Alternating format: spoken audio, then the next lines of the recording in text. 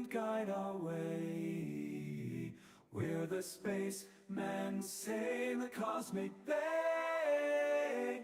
From Jupiter to Saturn we'll deliver our freight on our starship, sailing through the interplanetary strait. With a hardy crew and a cargo of dreams, through the nebula's mist we'll forge our own schemes. In the vastness of space where no man has been, we'll navigate, chart the unexplored galactic highway. Heave ho, mates, upon the starry sea. We're the spacemen sailing through infinity. With our voices loud and our spirits free, we'll voyage across the celestial sea. Oh, oh, oh, oh, voyage across the celestial sea. Oh.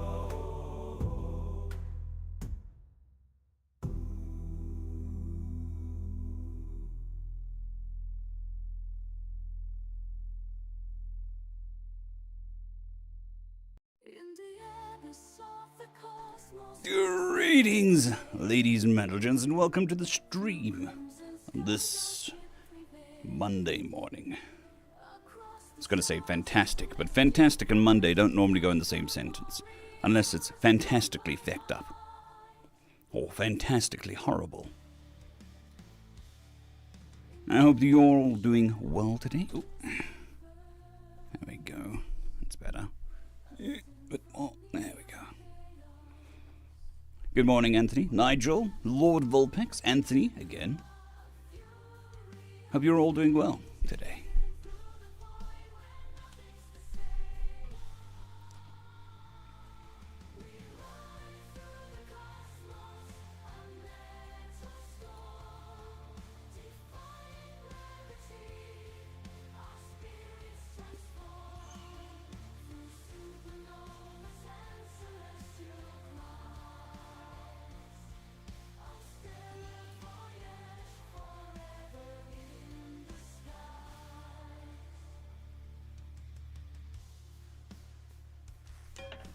No.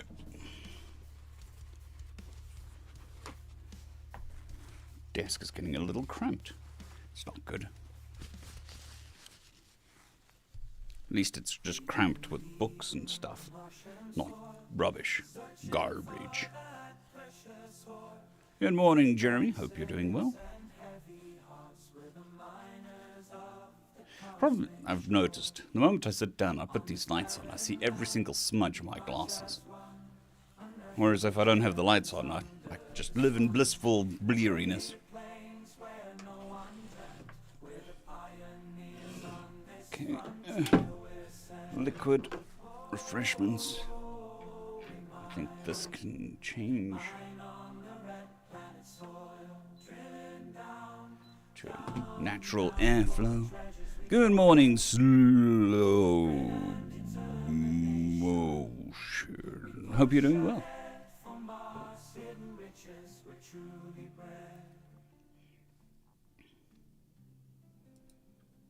Fair enough, Nigel. It's the worst when you've got a migraine brewing and you can feel it about to happen. And you're kind of like, do I start something? Do I not? Never fun. Never ever.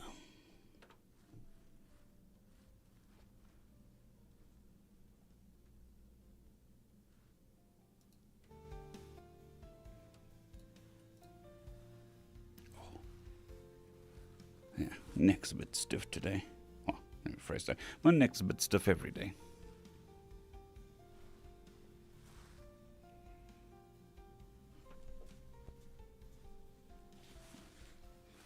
So, cats being cats. Here's a anti-static foam piece that came with the electronics thing that I ordered. It's been sitting on my desk. The cat, every night, perches on this like it's a landing pad. just hovers over it and...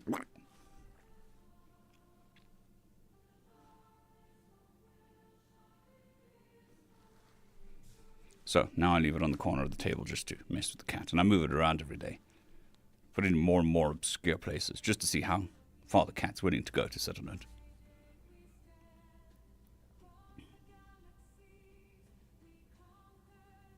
Well, that sounds pretty cool, Lord Vulpix. Only 1 day work week? Well, it's awesome.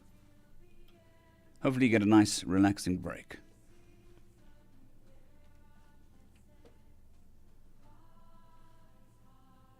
Good morning, Captain No Name. Hope you're doing well.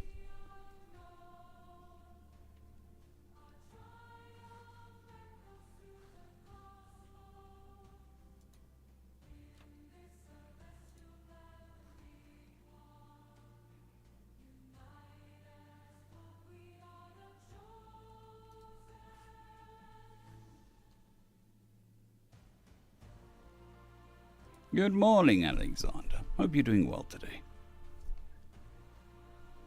As well as a Monday can be. My watch wants some food. Might as well charge it while I'm here. Here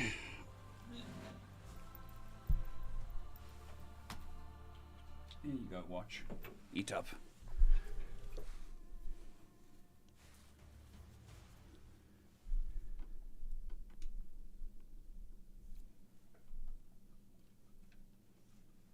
Not a problem, Captain. It's understandable. Gotta do what you're going to do.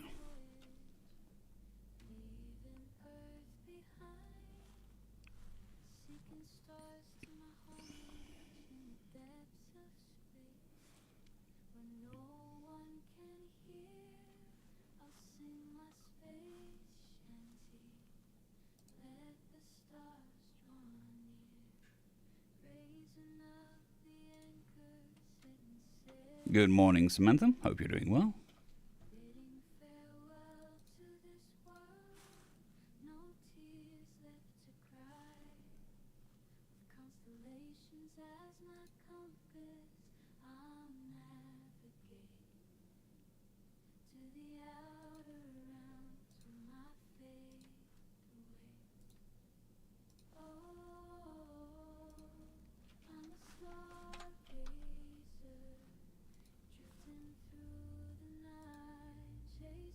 Yeah, I get migraines on a regular basis. Busy trying to narrow it down. We've narrowed it down to my neck, and that's about it.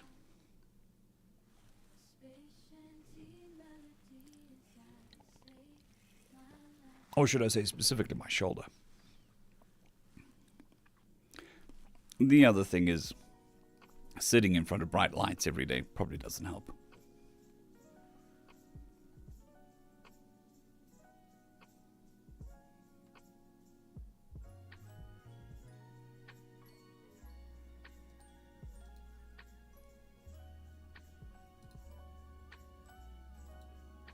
Close that.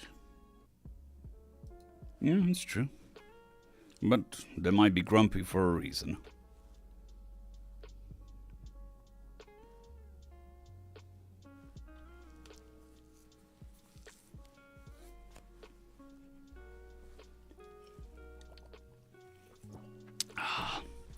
Energy.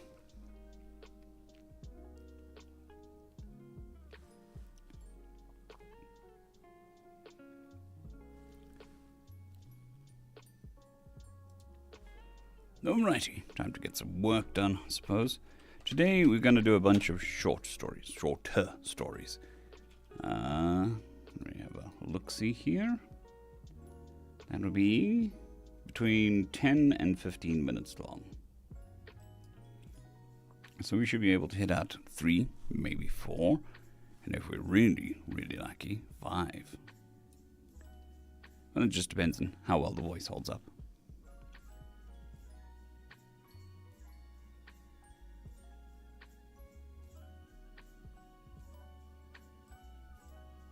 Oh, that's fair, Jeremy.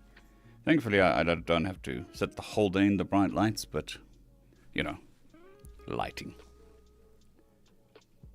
Although, today we're going with a bit more of an orange light. so I don't look so ghoulishly pale.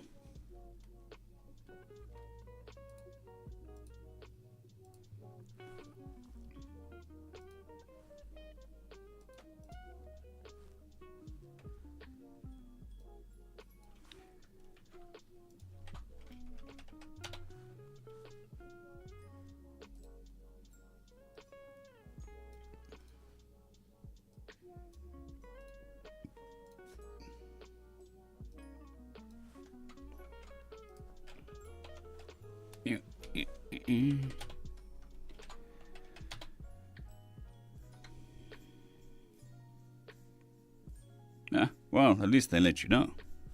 And that's already a step up from what they normally do. Excuse me.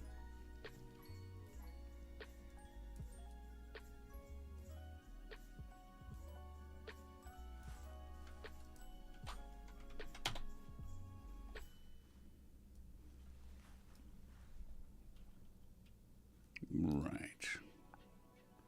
Let's make sure we got all the stuff we need to get. Go over here. Alrighty.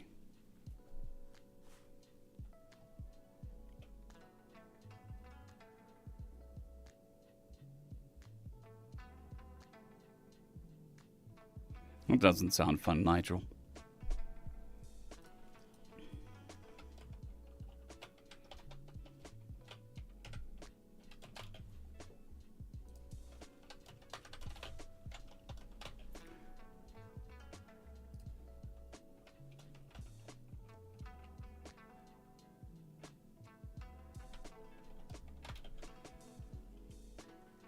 Back off, Jowly. Humans are like a smaller, weaker, and significantly less airy version of you. I think that works.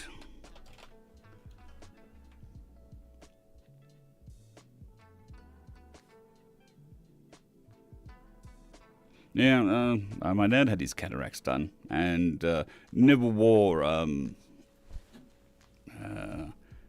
sunglasses before, but started having to wear them after. Which I suppose is better than not being able to see at all. I think it was down to 40% in one eye and 60% in the other eye, so it's quite bad. M3.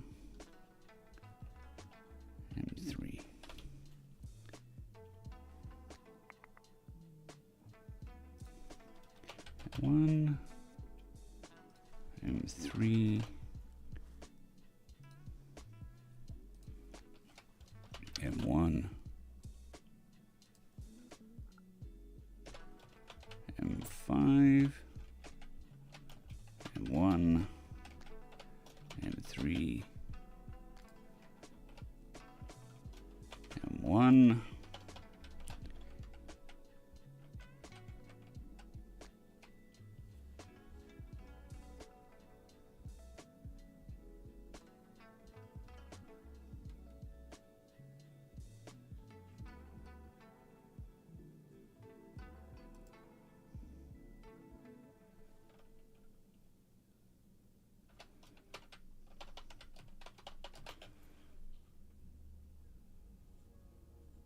Yeah, I mean, the cataract surgery has come a long way.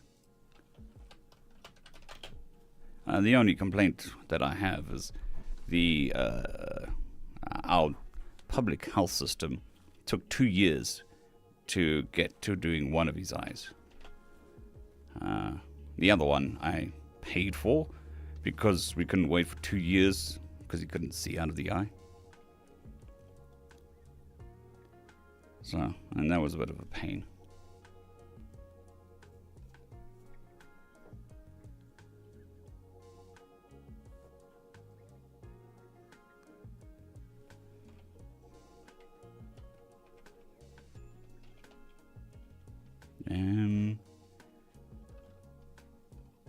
Eight.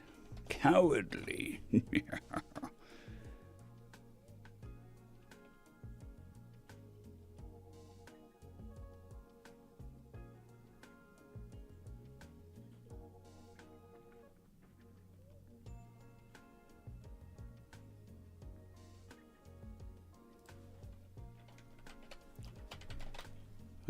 I mean, as long as you got one good eye, you can make things work. I mean, my grandfather lived for 60, 70, 75 years with one good eye and blind in the other.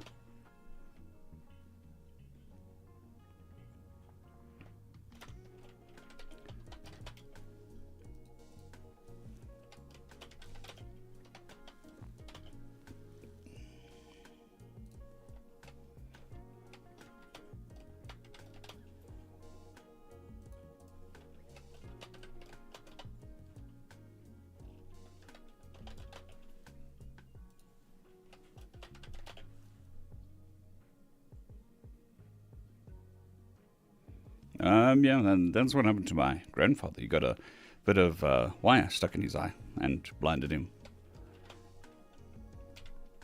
Many, 75 years ago. 70s, well, something like that.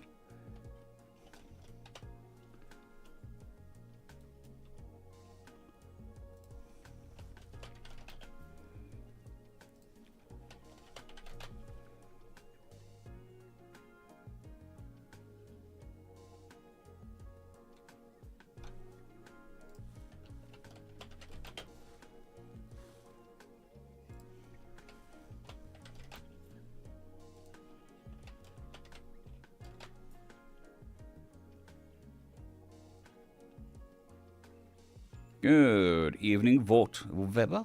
I hope you're doing well.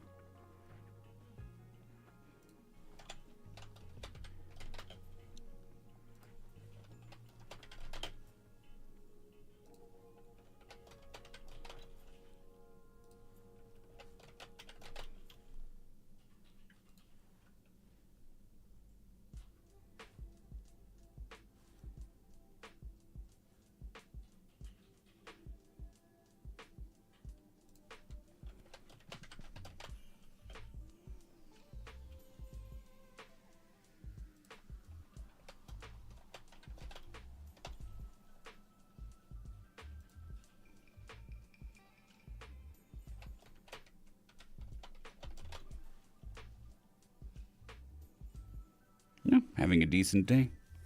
As decent as any Monday can be. Although, I suppose, lucky for me, it's not my first work day.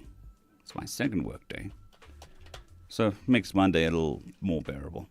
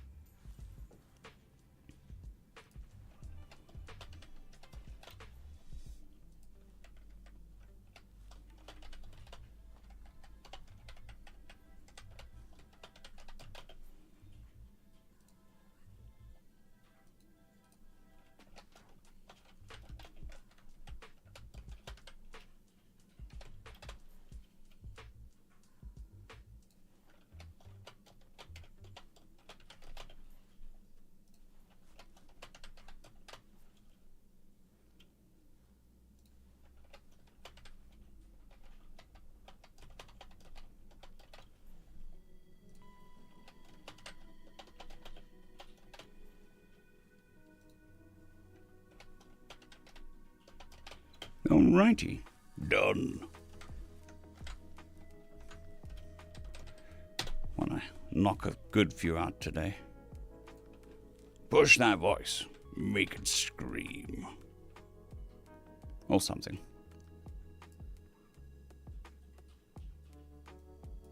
Oh, That's not what I wanted. Stop doing what I tell you to do and do what I want you to do.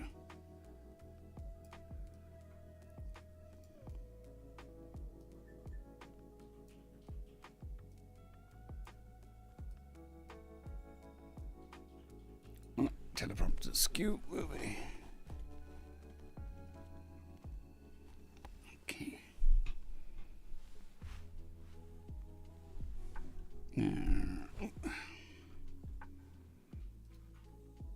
Let's get this centered. That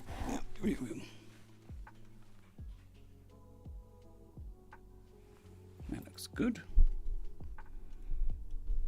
All right.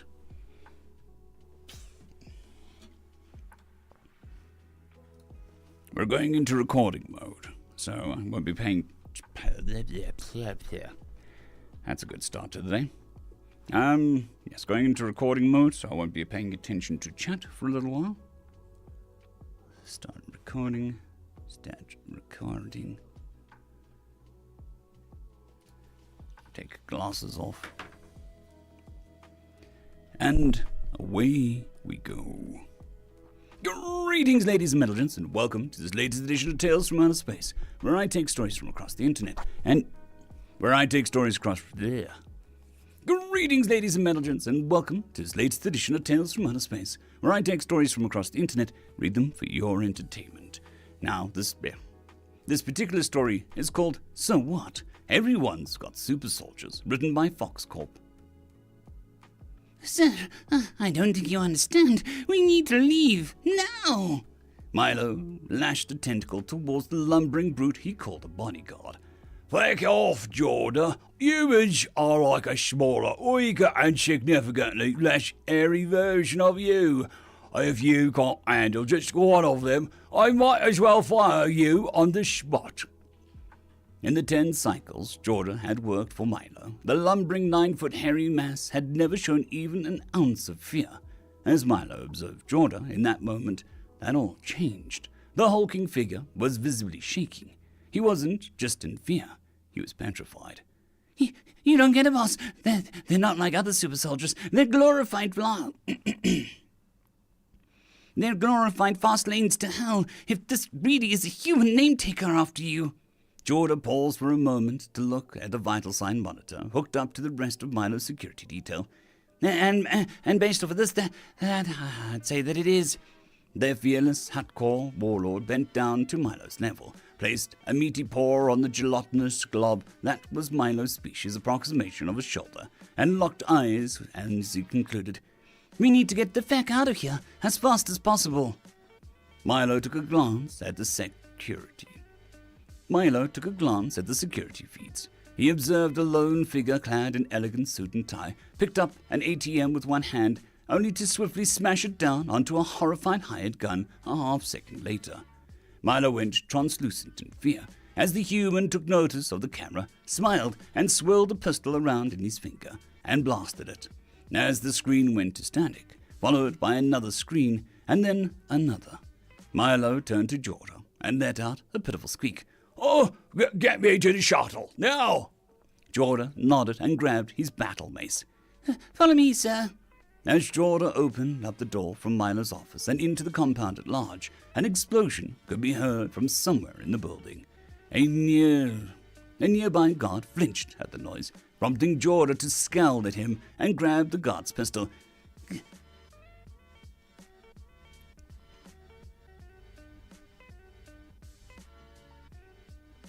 "Go fight the humans, coward!" The guard stammered in protest. But my pistol! How can I fight without? Jordan brandished his newfound firearm and roared, Would you rather I kill you now or take chances with the human?" The guard cowered, apologized, and darted off in the direction of the rampaging human. With that out of the way, Jordan and Milo began moving as fast as they could towards the shuttle pad. Every time either one of them began to get exhausted, they would hear a gunshot, explosion, or scream coming from behind them that would hasten their step. Terrifyingly, the noises only seemed to grow ever closer as the track dragged on. Eventually, the duo reached a massive atrium, stretching 20 floors high. balconies lined with armed guards on every floor. Jordan escorted Milo into the glass elevator at the end of the room and slammed the door shut on several other guards trying to hoof it out of there alongside them. Milo turned to Jordan nervously. Do you think that the glass is bulletproof? Jordan turned and said, I sure hope it is, boss.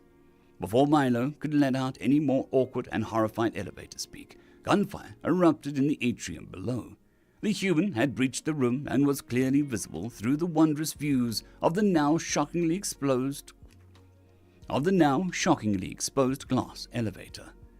Milo and Jordan watched in horror as the human lunged at the guard, delivering a single punch that caved in his skull, and stole the corpse's rifle, only to aim it at the glass undercarriage of the elevator they both resided in. Milo let out a blood-curdling scream as the rifle let out a continuous stream of whips, followed by a deliverance of massive cracks in the elevator's once pristine glass visage. By the end of the rifle's supply of bullets, the elevator was so dinged up that the glass could no longer be considered transparent. While Jordan and Milo went effectively blind, their ears continued to function. Second by horrifying second, the gunfire got quieter and quieter, eventually replaced entirely only by the sound of Milo's security letting out shouts of unadulterated terror. As the elevator finally reached the 20th floor and the half-hearted ding... As the elevator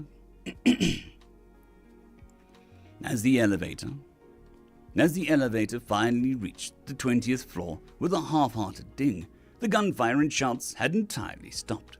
But a strange thud could be heard from the atrium below in a periodic fashion. Jordan decided to state the obvious. The human approaches. We must go. The pair were faced with a long hallway before them. At the end of it lay a set of doors that led to a shuttle pad of Milo's building. If they could make it there, they could live to die another day. Knowing this, the two set out at a higher speeds their bodies could manage towards their light end. Knowing this, the two set out at the highest speeds their bodies could manage towards their light at the end of the tunnel. Before the two could make it even halfway down the hallway, they heard a gargantuan crash. Milo looked behind him to see what was going on, only to see the hand of the human name-taker protruding from the elevator glass. In another second, another crash was heard, and the human busted through the glass entirely. Go on, boss. Time for me to earn my pay. Jordan clearly meant for his last words to come out as noble and honorable, but between the stuttering and the violent shaking his body was subject to, they didn't quite come out that way. The massive Hawkthor, tired muscle, did his best to plant his feet in preparation to clash with the human, but it wasn't enough.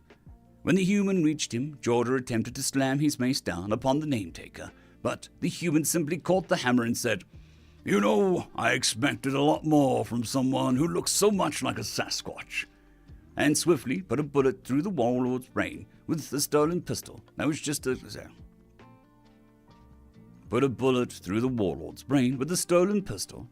second ago resided on Jordan's hip. Milo was beyond terrified to witness this happen, but he was so close to the doors that he hadn't fully yet given up hope. That was until the human caught up to him almost immediately and did a flip above him and landed in front of him.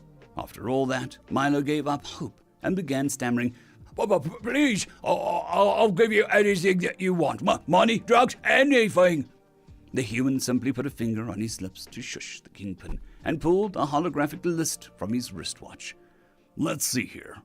Mr. Milo Golesh, you are charged with slavery, sapient trafficking, conspiracy to commit murder, theft, fraud, and what's this?" The human let out a slight chuckle.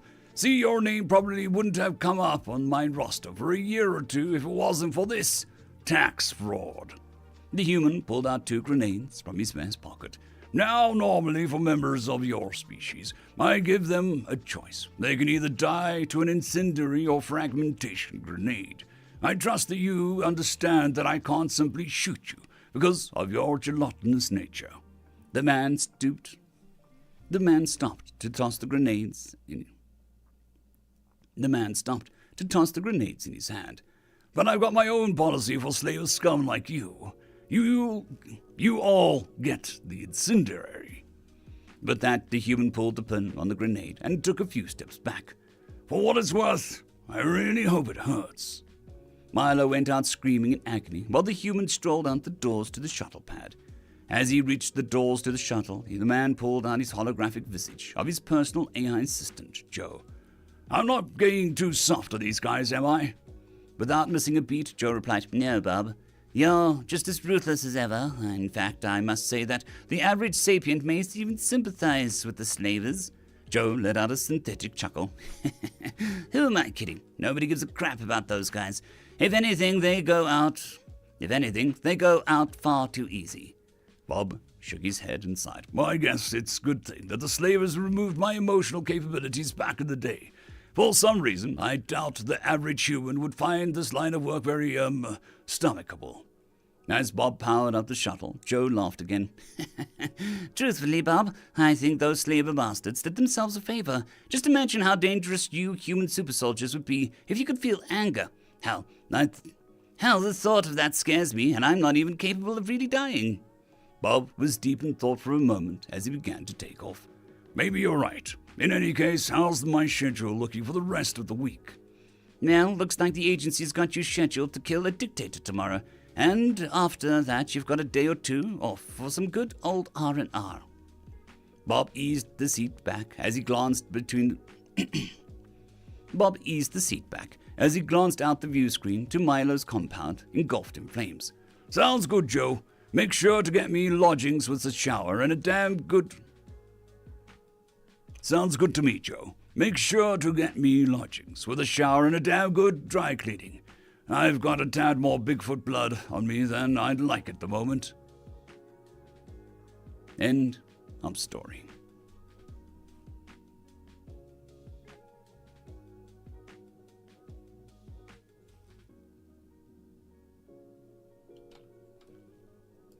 Alrighty, back to recording mode.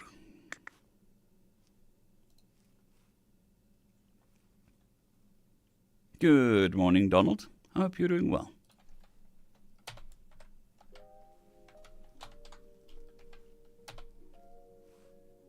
Well, thank you, slow motion.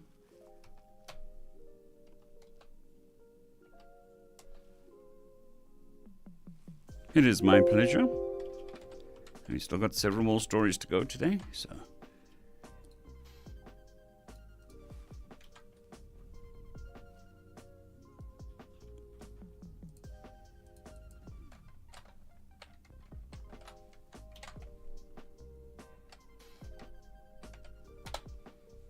John Wick in space. Yes, very much. Creefius, good morning. Hope you're doing well. Alrighty. And that is that story done. We can close that. We can mark it off on the spreadsheet. Completed. Done. Finished.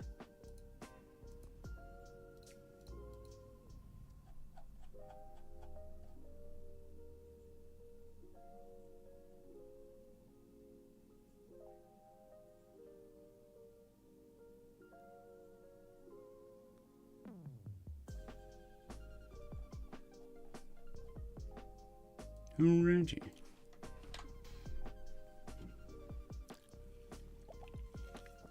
Fair enough. In space, no one can hear you.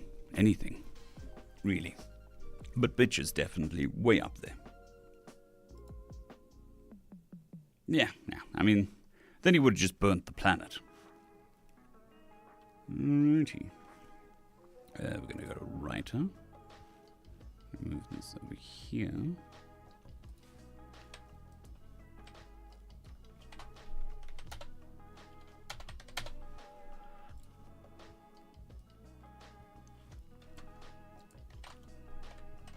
Story number next.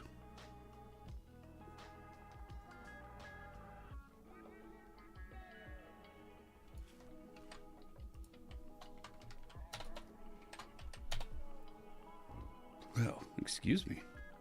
Rumbling in my throat. We're gonna do voices over yonder. And we are going to do that.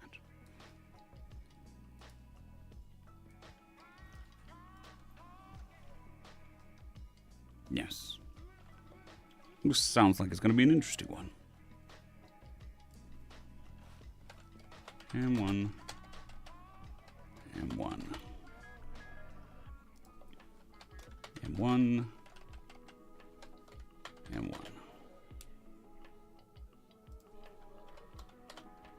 And one. And one. Noticing a pattern here.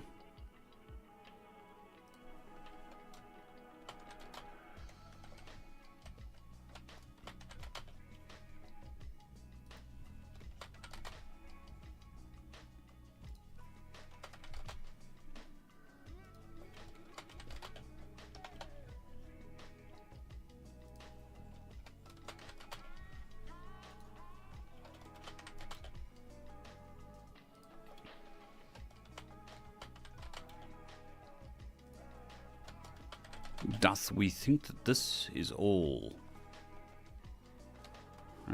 First narrative. Single person narrative, sorry. Or first narrative. It's not a thing. Single person narrative, I can live with that.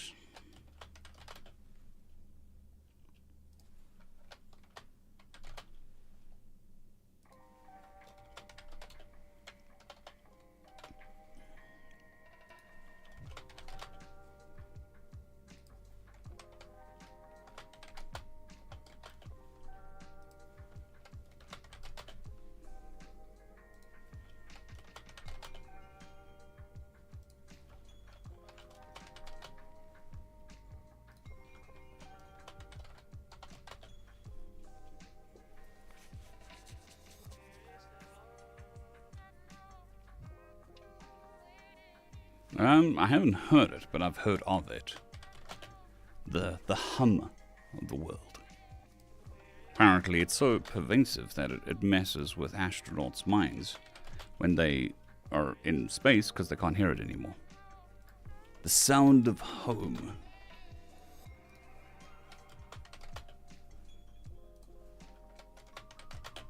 Alright, this looks very much like it is a single narrative.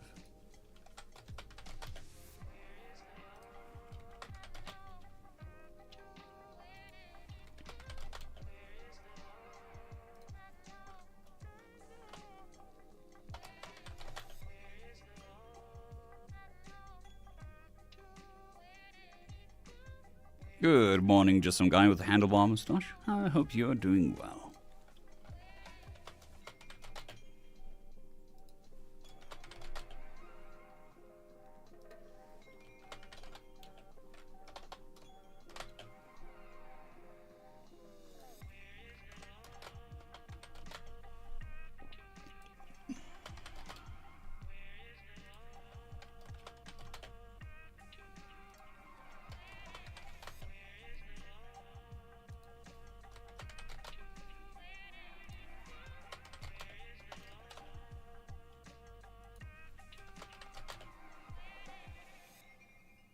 And done.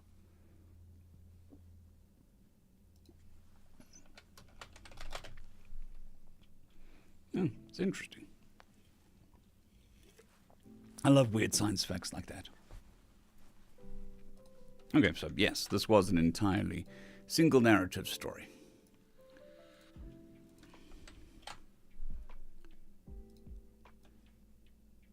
So that should be nice. Easy on the voice. Starting to record video. Bringing this up. Starting to record audio. And moving into streamer mode. Record mode. Okay. I shall be back in 15 minutes to 17 and a half minutes. And away we go. Greetings, ladies and metalgents, and welcome to this latest edition of Tales from Outer Space, where I take stories from across the internet and read them for your entertainment. This particular story is called The Exobiologists Was So Wrong, written by Shane Watson. 12 gone. I arrived in orbit around the heavy world. I am not the first to discover it, of course. Others have placed orbital observers, OOs, around it. But if anyone has sentient landers, they haven't shared what they found. That's why we decided it's better to send a person down there. Because of all the OOs, it took a while to calculate a safe orbit from which I can descend to explore and return to at the end of each day. There's no way that I could survive down there for more than a few days, despite my high G training. Tomorrow, I test out that training, and this new grav lifter. It's got an impulsor stronger than even most heavy freight lifters, with a body light enough to be a racer and strong enough to be a ramming vessel. We know there's life down there, but what it's like, no one's sure. The exobiologists think that they know what life will look like down there. Low plants, broad, squat animals, all small and probably exoskeletal, if there are any, with the possibility of large animals in the oceans. Honestly, I think they're just assuming Honestly, I think that they are just assuming life like home, but with a bit twice the gravity. One thing they probably have right is that the chance for intelligent life to evolve under such extreme conditions is near enough to non-existent. It isn't likely to happen for this world any time before the death of their star. The planet itself is beautiful from orbit. The blue oceans and the play of clouds reminds me of home, but the cloud formations are different, more violent. 13 gone. One complete rotation of the planet below is equivalent to about 2/3 of a day. I figured that it would be a good measure of time while I'm here. I decided to stay for one rotation, then return to orbit to sleep and recover. The idea was to cover a lot of ground and gather a great deal of data and samples, while maintaining my health. I didn't make it through a half rotation. Just how wrong the exobiologists were was apparent before I even touched down. The short, ground-hugging plants were there, of course, but there were also massive tall plants, spreading their light-gathering parts high into the sky. I took some samples of the low plants and the dead, fallen part from one of the tall plants. There was no way that I could reach it to get to the live parts. The animals, I don't know where to start. Yes, the small exoskeletal animals were everywhere, and some of them fly. The flying ones bite, and some of the others do as well. I don't know what sort of venoms they possess, but the suit hit me with a broad-spectrum anti-venom the second I got to the first part. But the suit hit me with a broad-spectrum anti-venom the second I got bit. But the suit hit me with a broad-spectrum anti-venom the second I got the first bite. It still hurt like fire, but how could something so small hurt so bad? Those annoying little things weren't the only animals, though. They were tall creatures with 4 limbs and a head on a long neck, able to eat the live parts of the tall plants. Knowing how hard my hearts were working, even in my exosuit to keep blood to my brain, I thought it must have been a chain of hearts to push blood that far against this gravity. There were animals flying, running, walking, slithering, you name it. All of them were far larger than what I was told to expect outside of the oceans. The thing that made me quit early for the day was the largest animal that I've ever seen. Nothing at home even comes close to its bulk. The long-necked animal was taller, but looked fragile. Not this. It had huge flaps on the sides of its head, a thick body, 4 stout legs, and a tentacle on its face that it used to bring things to its mouth. On either side of the tentacle, large curved horns extended, promising quick death. I thought that with its size it would be slow and lumbering. When the largest one waved its head flaps and charged for me, I thought I was about to die. They are not slow, and I learned that fear is a good motivator to run even under double gravity. 14 gone. I stayed on the ship in orbit and rested. The few samples I collected have been analyzed and recorded. and the samples themselves disposed. The collection containers have been sterilized and I've been through decontamination twice. Tomorrow, I'll be landing far away from the giant monster animals. I've picked a spot that seems to have more of the tall plants. They probably don't squeeze themselves in there. Maybe there'll be more of the tall animals. They were rather amazing. The spot I'd initially chosen for tomorrow is being hit with a massive storm. The best guess the ship sensors and computer can come up with is wind strong enough to blow the ship about like a mote of dust. The wind force is more than 3 times higher than any ever recorded at home. 15 gone. Writing this from the surface of the planet. When I make it back to the ship, When I make it back to the ship, I'll have to head home. I'd hoped for more time, but I fell, and in the heavy gravity, injured myself. My leg is broken, I'm sure of it. It's not a compound fracture, at least. When I stop and rest, like now, the world around me is filled with hoots and howls and whistles and cries. The noise is everywhere, and nowhere at once. It's as if every creature has something it wants to tell every other creature. I've managed to gather a few specimens. One of them was a large, segmented exoskeletal animal with a pair of legs in each segment. It was kind of cute until it bit me and my suit responded with anti-venom again. If I thought the bite of the other creature hurt, this one was on a whole different level. It still burns all the way up my arm, even though my suit says I'm safe from that. It was while I was reeling from the pain of that bite that I tripped over the base anchor of one of the tall plants. I heard it as I landed with the lower part of my leg across another one of the base anchors of the plant. It was a clear snap, followed by my howl of pain. The rest of the creatures fell silent then and stayed that way until I got myself calm and quiet. I had a momentary fear that something was creeping up on me, and I was going to become some animal's dinner until the noises resumed as they had been. The sheer diversity of life in this extreme gravity is,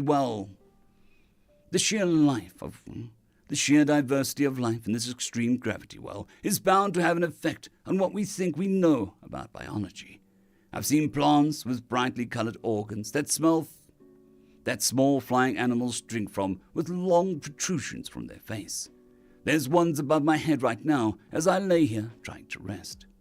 The flying animals have a soft covering of some sort, and its wings are vibrating so fast it can hover in place while it drinks. I wish I could get a sample from it. 16 gone.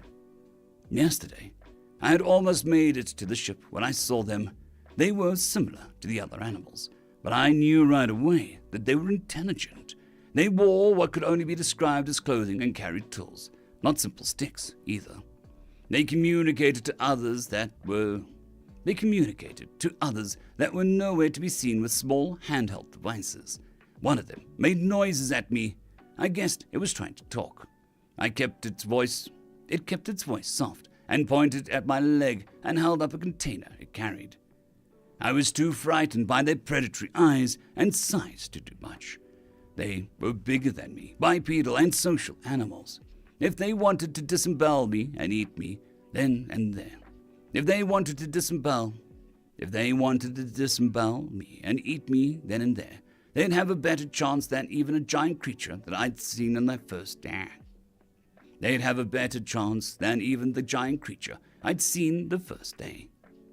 I froze in place while the creature set the container down next to me and examined my leg. It was gentle as it probed along it with its bare fingers with no claws. When it touched near the break, though, I couldn't keep silent.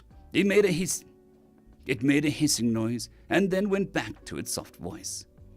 It opened the container, and I saw a myriad of tools that I couldn't begin to comprehend. But it pulled something out, measured it against my lower leg, and then pulled out a roll of some sort of cloth. It continued with its soft voice. I couldn't tell what it was trying to say, but it sounded like it was trying to be soothing. The creature used the thing that it had pulled out as a splint on my leg and wrapped it with cloth. The cloth was elastic and stuck to itself. When it had finished, the splint and the Excuse me. When it had finished the splint and closed up the container, it gestured as if to pick me up. The gravity had so worn me out by that point that I couldn't help but. That I couldn't fight back. I expected to be carried back to the creature's lair, but it carried me to my ship. It helped me into the seat, and then the creatures began to chatter at each other. The tone was clear, and it seemed that one had helped me and carried me to the ship disagreed with the other two. I told the creature I needed to get back to orbit and go home, that the gravity was too much for me. I did my best to gesture to the main. I did my best to use gestures to make my meaning clear. The other two creatures left, and the one that had helped me sat on the floor on the ship and refused to move. With no other choice, I ascended back into orbit. The relief from the steep gravity well was welcome, and I passed out in the presence of the creature that I thought still might eat me. What would intelligent life on this planet be like when everything else is lethal or harmful, right down to the gravity and the weather? They must be terrible monsters. That's what I thought yesterday, anyway. When I awoke, the creature was checking my leg. It had carried my samples on board and figured out how the sample containers fit into the analyzer and had fed them in. I stripped out of my exosuit, and the creature removed the splint while I removed the legs out of the suit. I stripped out of the exosuit, and the creatures removed the splint while I removed the legs of the suit. It then resplinted my leg after checking it. It held up a small round of compressed powder and did some miming. I think it might be medicine of some sort. I took the compressed round and fed it to the analyzer.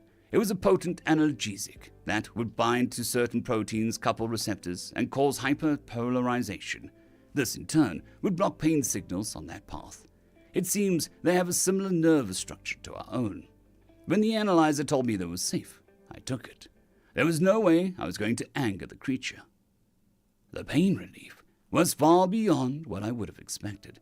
Before I became too tired to stay awake any longer, the creature and I mimed back and forth for a while.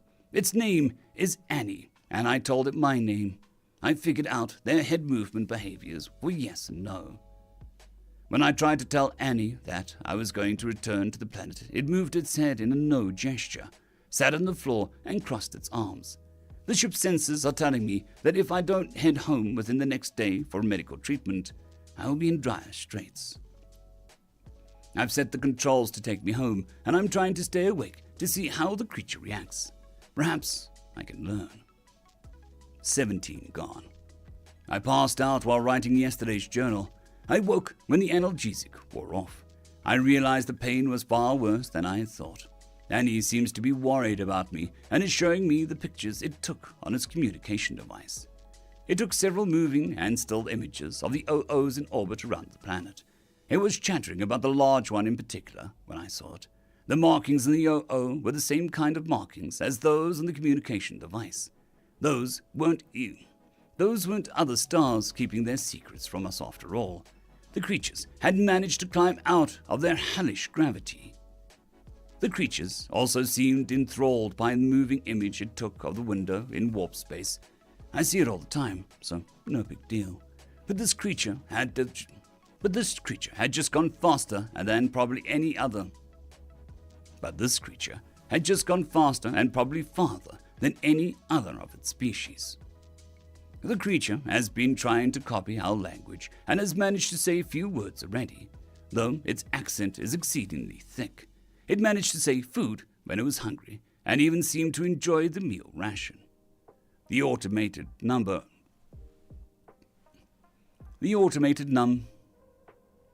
automated numbed my leg, set it, and filled the area with painkillers and bone growth agents. Throughout the entire procedure, Annie held one of my hands in its own. They were warm and rough, though the touch was gentle. Someone from the science division sent me a message that they planned to dissect Annie. I told them if they tried, I'd kill them. I think, however, that they have difficult time even containing Annie. This is the same creature that splintered my leg, then carried me in twice normal gravity to my ship. I'm closing this out for now, as I, my ship, and Annie are in quarantine. Because of Annie, of course. I no longer feel threatened by it. It does a thing with its voice where its tones and rhythm make a pleasing sound, even though I don't understand the words at all. And it has been spending most of its time looking after me as though I was a child or an invalid. Not that I mind. Annie saw me recording my diary and made a noise human. Annie saw me recording my diary and made the noise human while pointing at itself. I'm not sure if that's its full name. I'm not sure if that's its full name. I'm not sure if that is its full name. I'm not sure if it's its full name, or maybe the name of its people or species. It seemed important to Annie, so I've added it here, so I don't forget. End of story.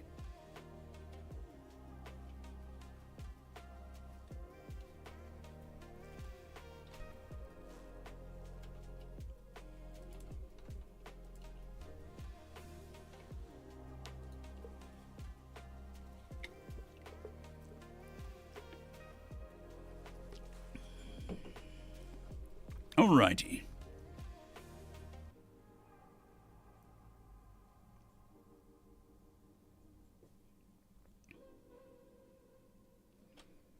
Good morning, Richard. I will continue it when my voice is fully recovered from the surgery.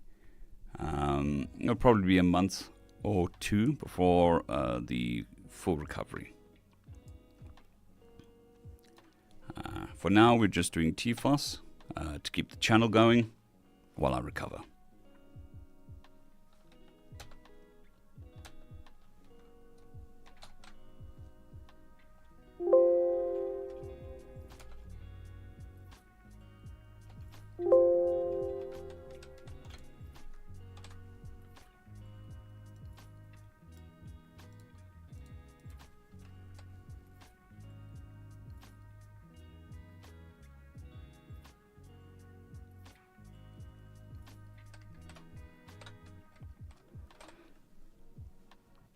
Yeah, it looks like it's a one-off, definitely.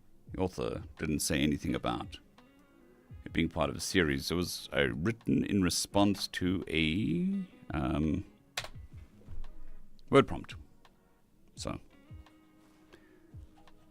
there it is.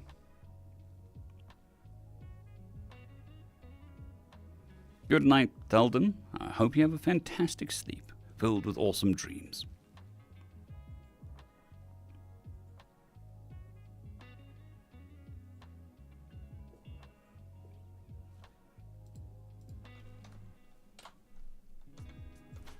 Alrighty. That is story number 2.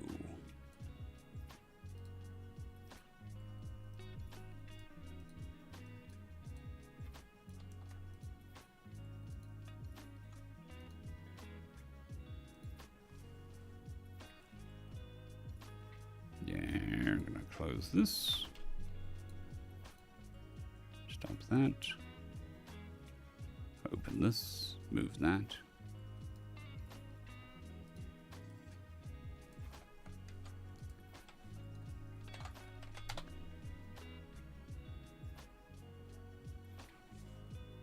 No, my sleep has improved. It's fluctuating, but my last day of cortisone was yesterday.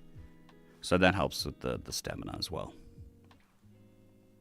The cortisone and lack of sleep was just destroying my voice. Not destroying, just making it very rough. Still not at 100%. It's going to take months before we're there. But we're getting there. That's the main thing. Yeah, I think I'm up to like 6 or 7 hours of sleep.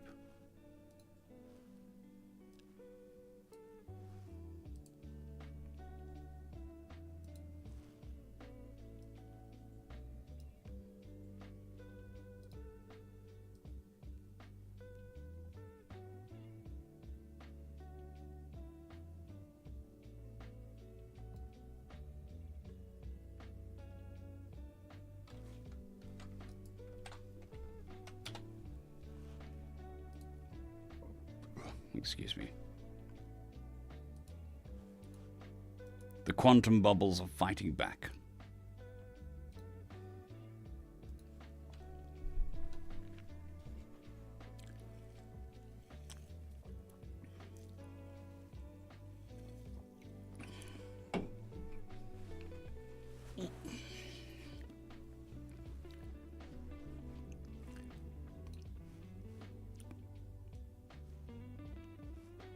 So many little things affect the voice. You never think of it before you start doing this sort of stuff. And over the years, I've become more and more of a diva with my voice.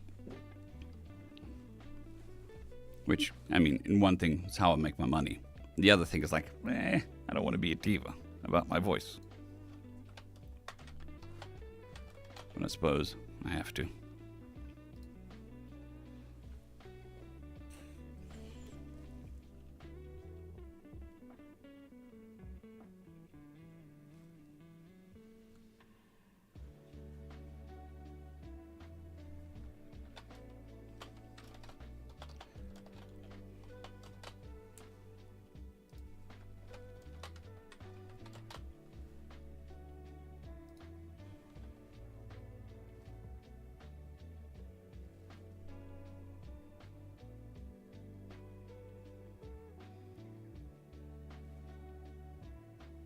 Yeah, gotta protect the income. It's just, coming from a blue-collar family, and very blue-collar family, whining about my voice kind of seems very, very, very stupid. I understand on an intellectual level that my voice is the thing that makes the money, so I need to protect the voice, but it still doesn't change the fact that it feels like I'm being whiny.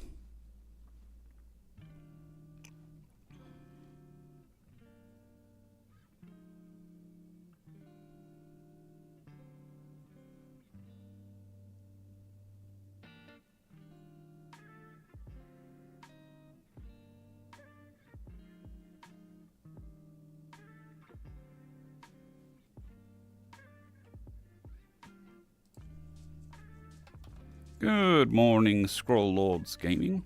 I hope you're doing well. I'm doing as well as can be. What are we doing? This is M3. M10. M3. M10. M3. M10.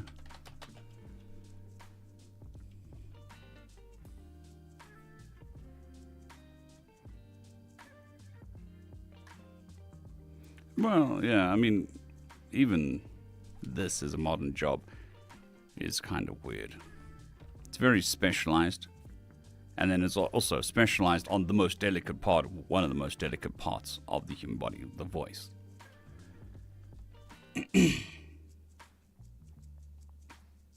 Fair enough, slow motion, fair enough.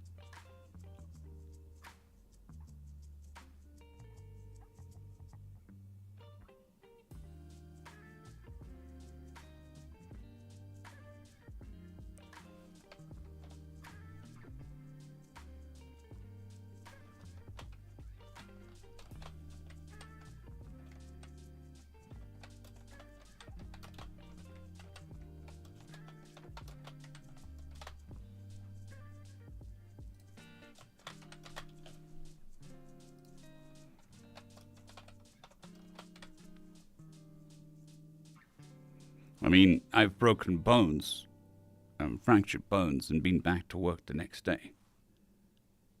So, having a sore voice was like... Well, I suppose that's...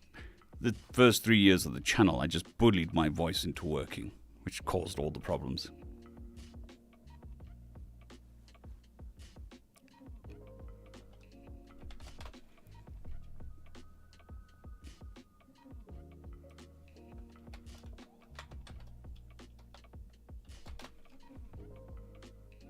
So now we're reaching the what do you call it? Maintenance phase of the job, kinda. So I sacrificed the voice on the altar of the algorithm. We fixed the voice. Now we try and maintain the voice.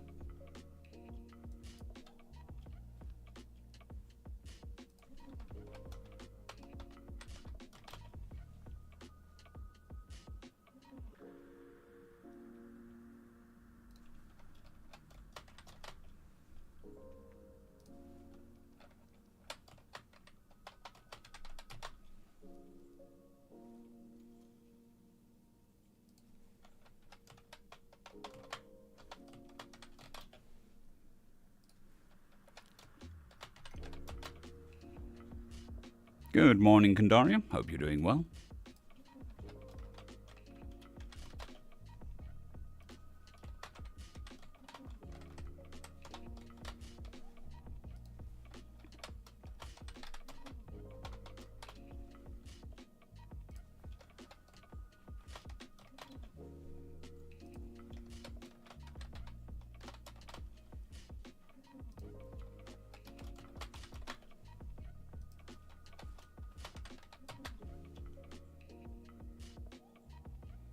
I'm doing as well as can be.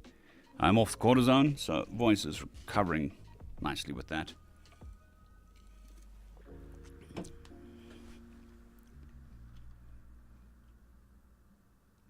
Fair enough, Squirrel Lords Gaming.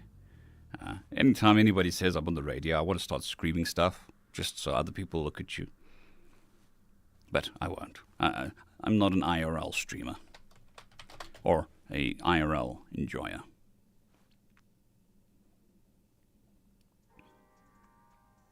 Oh, short shifts are always good.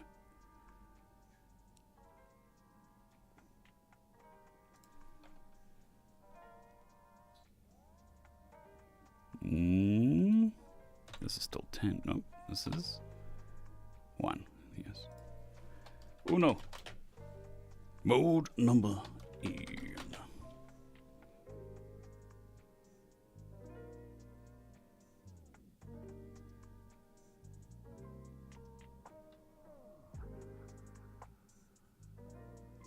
Fair enough. Slow gaming. Fair enough.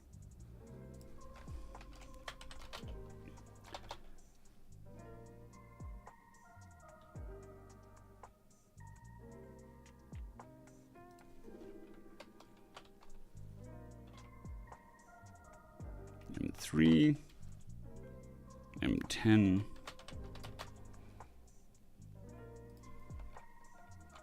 M10. No? 3.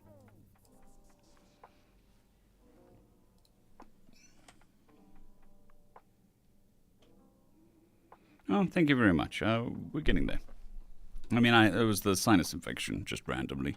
So that slowed things down a bit. With the cortisone and antibiotics. Couldn't really push the stamina last week. Because all of that just dries everything out. And no matter how much I was drinking, it just wasn't lubricating the voice. So last week was a bit of a pain. Well, not pain, it's just stuff wasn't going the way it should. This week, this morning was my last antibiotic, and yesterday was my last bit of cortisone, so we should be better this week. And without the cortisone, I should be getting some better sleep as well.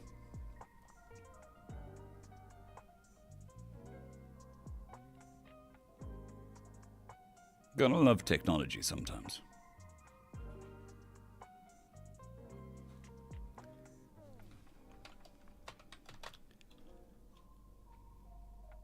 Well, that's 1.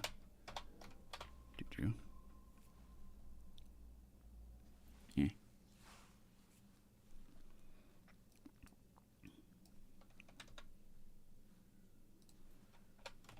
M3. M10. M1.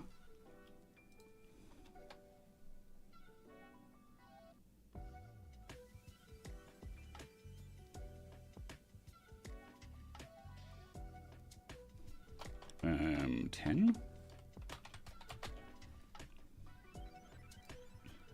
M3.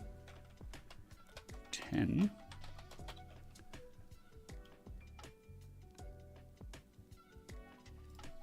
M3.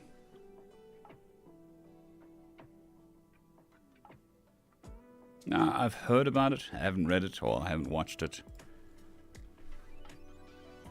But there was some controversy around there, wasn't there? The production side of stuff. Like crypto bull crap. Sorry, YouTube. I won't say naughty words. Bull crap. Something like that.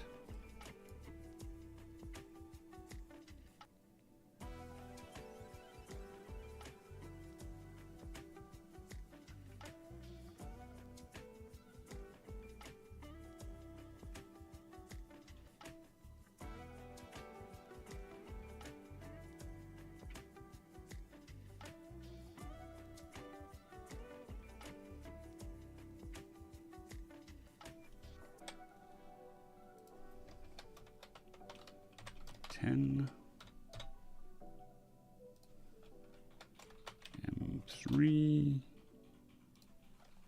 M10,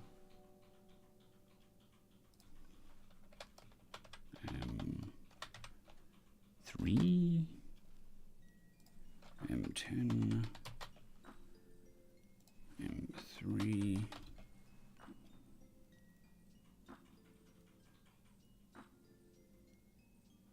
No, I come from a blue-collar family. I swear like a sailor. YouTube doesn't like me swearing, so I don't swear. Also, since the beginning of the channel, a lot of people listen on like car radios and at work and stuff. So I try to keep it safe for work so that you can listen to it wherever you want. And that's the main reason.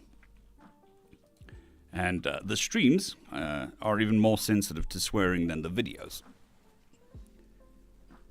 So I just try keep it clean. Even though I get half of my streams demonetized because of naughty words.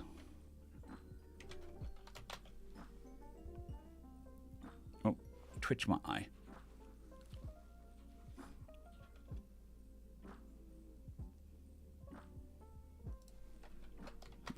One.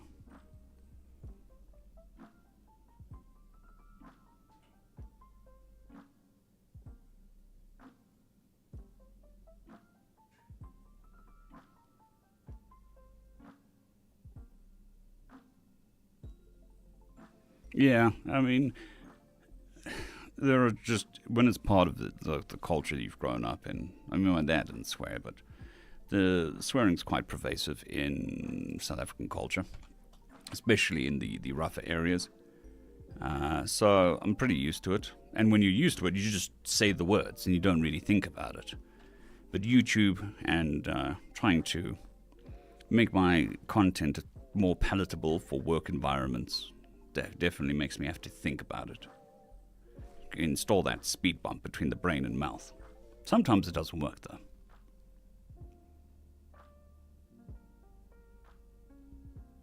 Yeah.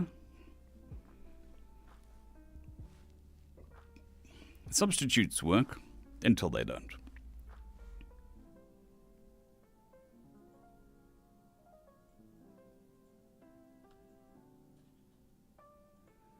Yeah, I've had that before as well. Well, I wouldn't surprise me. Any profession, I think, where you can conglomerate for periods of time can get quite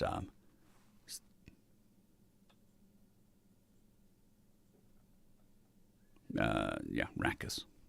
There's a word I used the other day, and people just look at me, and I'm like, no, like raucous laughter.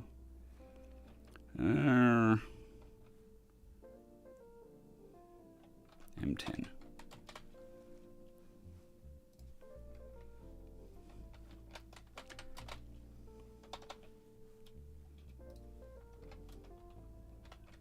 M3, M1.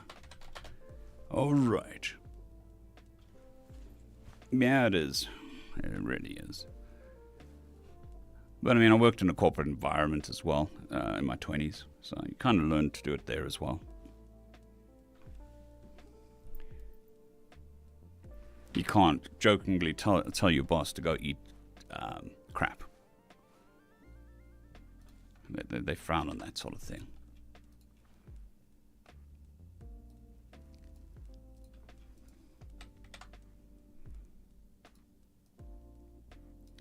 Alrighty. And where are we? We're pointing in the wrong direction.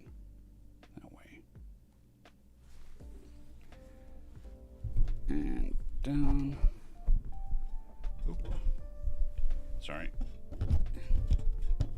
Microphone's about to fall off the stand. Okay. Going into recording mode. This is a 16-ish minute story. 16-ish minute story. I shall see you on the other side. I will catch up to chat once I catch up to chat. Oh, first of all, we need to move this there. Recording and recording.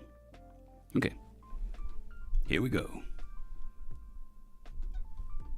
Greetings, ladies and gentlemen, and welcome to this latest edition of Tales from Outer Space, where I take stories from across the internet and read them for your entertainment.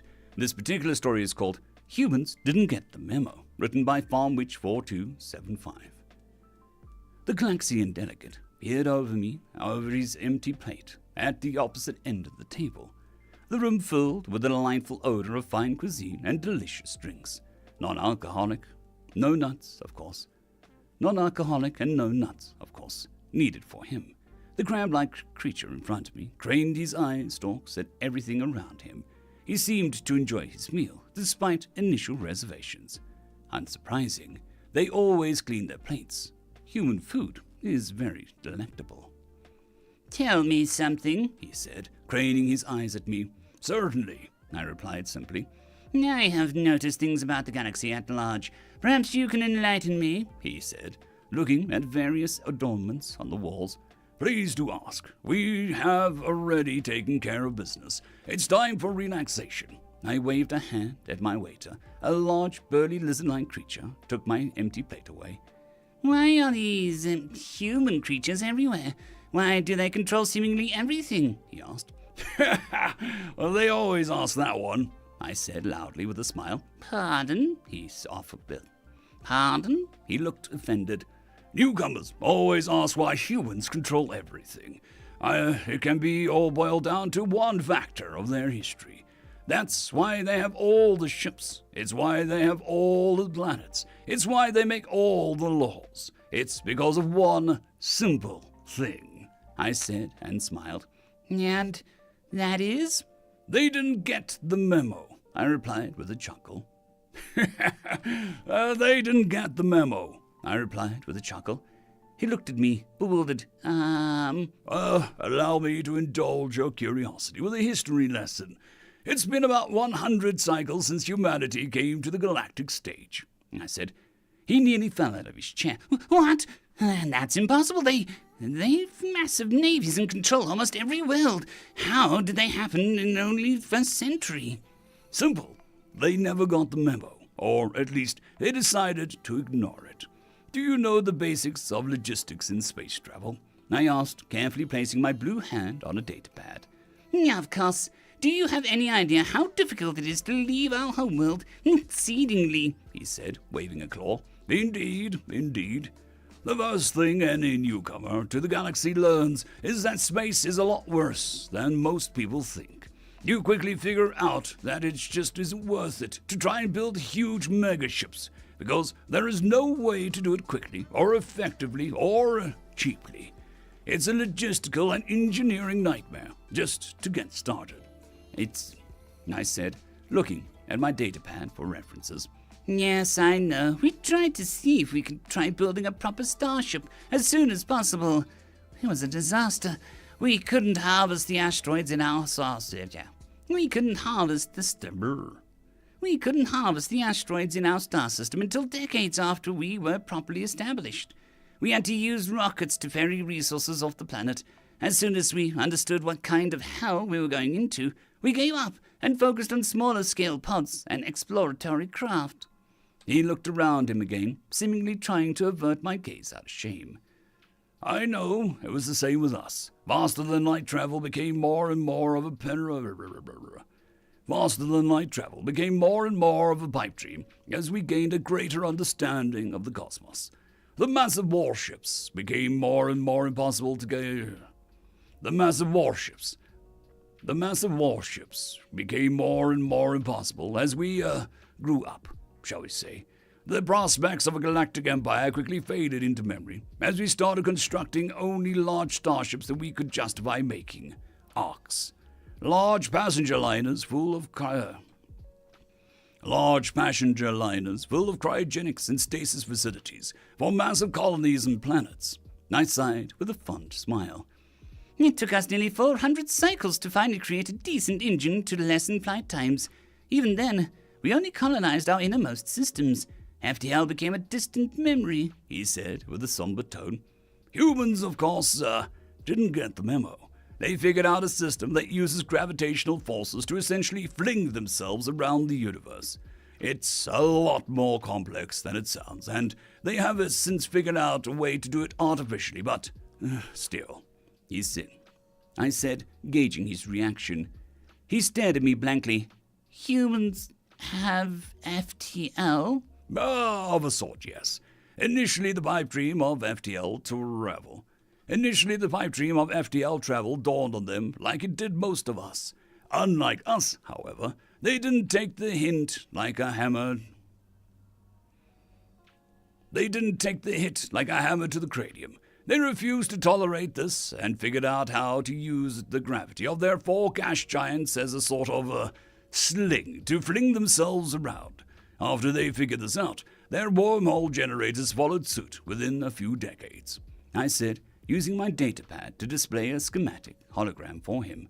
They did what now? He exclaimed in shock. Yes, FTL travel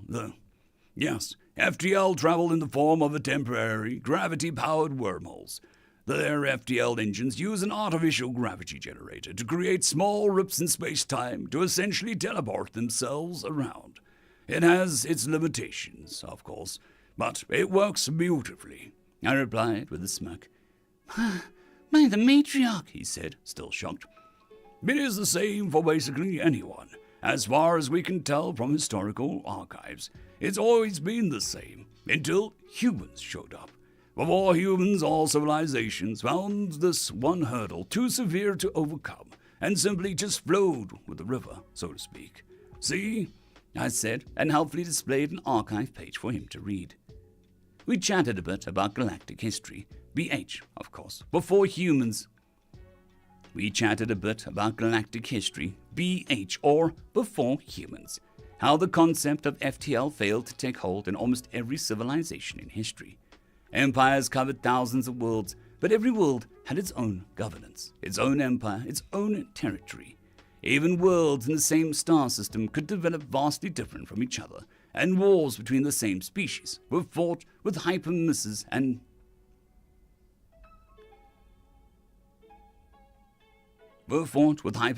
or massive rockets. How entire civilizations wiped themselves out one way or another because they couldn't get off their planets, or they did but killed each other because they couldn't communicate properly. The only civilization that survived were those that understood the concept of unity, but also understood when apart for a long period, people change. But also understood that when apart for long enough, people change. If these changes are not acceptable, they are one step closer to extinction. Since communication still depended on distance, messages could take weeks to send and receive. Even as technology developed, the more an empire decided to try and build large warship fleets to dominate the galaxy, the more they understood that it was a logistical nightmare that wasn't worth the effort.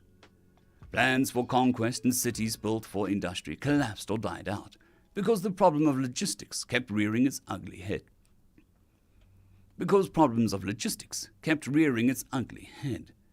It could take months to assemble a fleet of even a small size.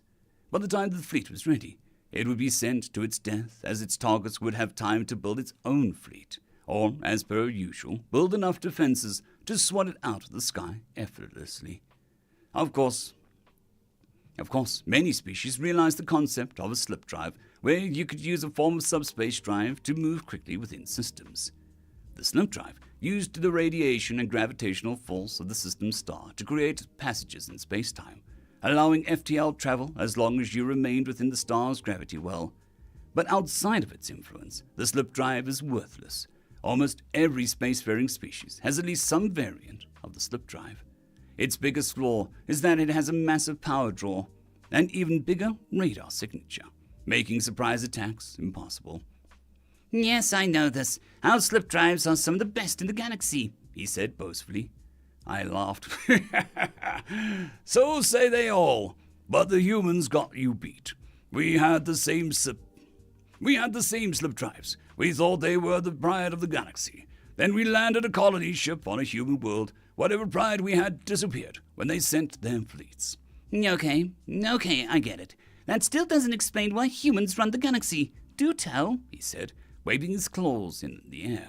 Well, first, some human history. Humanity as a species has 4 gas giants in its home star system, I said simply.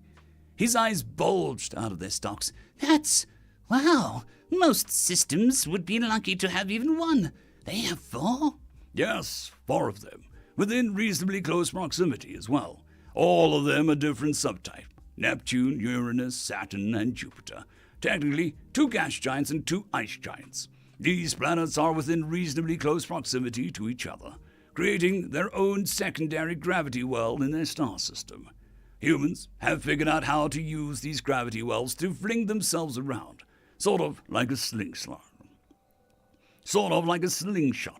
I did my best to demonstrate with my arms, trying not to appear juvenile. Well, that's, impressive. What kind of anomaly is their homeworld, then? He asked. A death world. Hurricanes, volcanoes, earthquakes, diseases, viruses, hostile native life forms, regular atmospheric shifts, and polarity switches. A death world, full of death, and it's a world, I said. He looked visibly shocked, and I could hear these chitin chattering. Yes, isn't it? But apparently a death world is the best option for creating a species that succeeds. So, as I said, humanity is on top because they never got the memo. The memo that says no massive fleets because FTL no worky. Humanity is an oddball, I smirked, fully aware humans would be listening to this.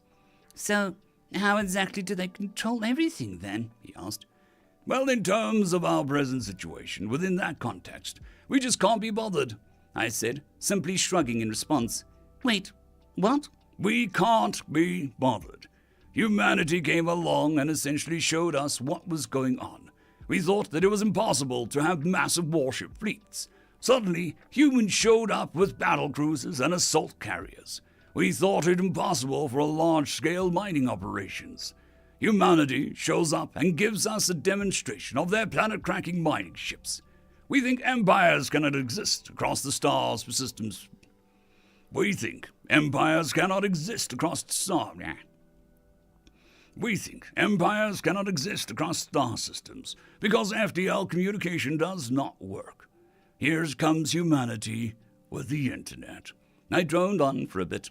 Okay, then. I could tell he was getting bored. Right, sorry, I tend to babble. The thing is, humanity has accomplished everything we thought was fantasy. So when they invited us to join them, at no cost save to follow their rules, we saw no reason to argue. The more they spread, the more the galaxy realized what's the point of fighting back. Their rules are reasonable, their laws are properly enforced, their tech leagues above ours. So all in all, we just went, why not? And went with it. And here we are. Humans in an effectively complete control of the galaxy. No wars, no violence, no death. They just, did, I said. What exactly did you hear? What exactly do you get in return? He asked, curious. Well, there is a grace period, of course, so they can test our ability to follow the rules. We join their navies, armies, and mining fleets. We do the same jobs they do. It's basically exactly how those old fantasy novels explained it to be. Eventually, we are allowed to build our own ships and add to the navy. Then we are allowed to unite our desperate empires and go. Then we are allowed to unite our desperate empires and go at our own, or simply stay with them. My species has simply decided just to stay with them. That's why I may not be human, but most, if not all of my people call ourselves Terran. I rang a little bell and called for drinks. I see, he said, curiously looking at the terms of service contract. So if I sign this, what will happen? Human warship fleets will appear in your home star system and any other colony you own. You will trade, you will sign up to learn. Then you will, under their supervision, learn to mine resources, all of which will belong to you. Then they will train engineers. Those engineers will then work as recruits in the Navy until a certain amount of time passes. Then they will be allowed to spread their knowledge to the rest of you. After a time, humanity will use its internet to connect your entire species together. Then you unify under their protection, and on and on, I explained calmly. It can't be that simple. It can't be, he said, his eyes stalked straighting. Oh, but it is, friend. It really, really is. We were surprised when they made the same offer. Now we have a fleet of our own, comfort, security, 24 star systems, and a booming economy. We are free to go alone at any point, as the contract states. We chose to stay. Some of us simply decide to join them entirely and all become Terran. There are no catches or clauses, save for the terms of help in times of emergency, or sign up in times of war, beyond the standard stuff that you would expect. That's pretty much it, I said proudly. He looked at the terms closely, silent for several minutes, simply reading the contract. Yes, it is a difficult choice, isn't it? It's completely against the nature. Who's speaking? Yes, it is a difficult choice, isn't it? It's completely against nature that an empire that rules the galaxy allows itself so openly to recruit almost anyone within reason. It also matters not what species. They will offer this to everyone. All you have to do is follow their rules, which are entirely reasonable. Most species would wholeheartedly agree with all of them. They are happy to make concessions for those who don't agree, again, within reason. There are absolutes that they will fight you over, but they seem to have an unparalleled ability to reason with people, I explained. He looked at me, then back at the contract, then again at me, seemingly attempting to make sense of what reality was. He used a claw, reached behind him, and let out a yelp as he pinched himself. He looked around, shivering a bit. Then, without any further words, signed it and held up a glass of juice and toast. To the future. And a bright one it is, I replied in kind, and downed my wine glass. End of story.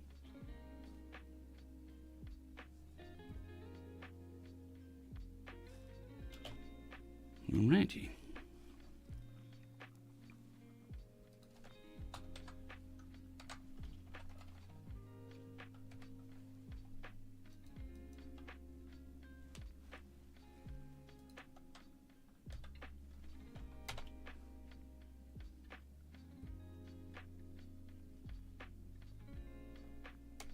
Thank you very much, Squirrel Lords Gaming. I'm glad that the drive was pleasant.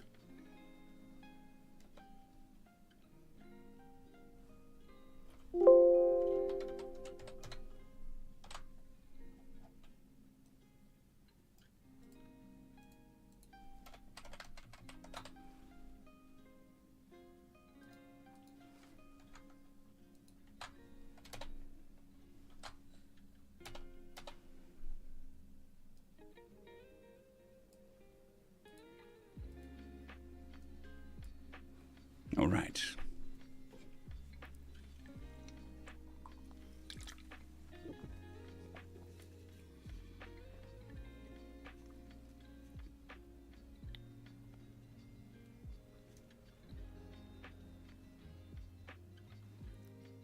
I hope you have a wonderful sleep, Squirrel Lord Gaming. Hope it's fantastic. Dreams of all the things you want.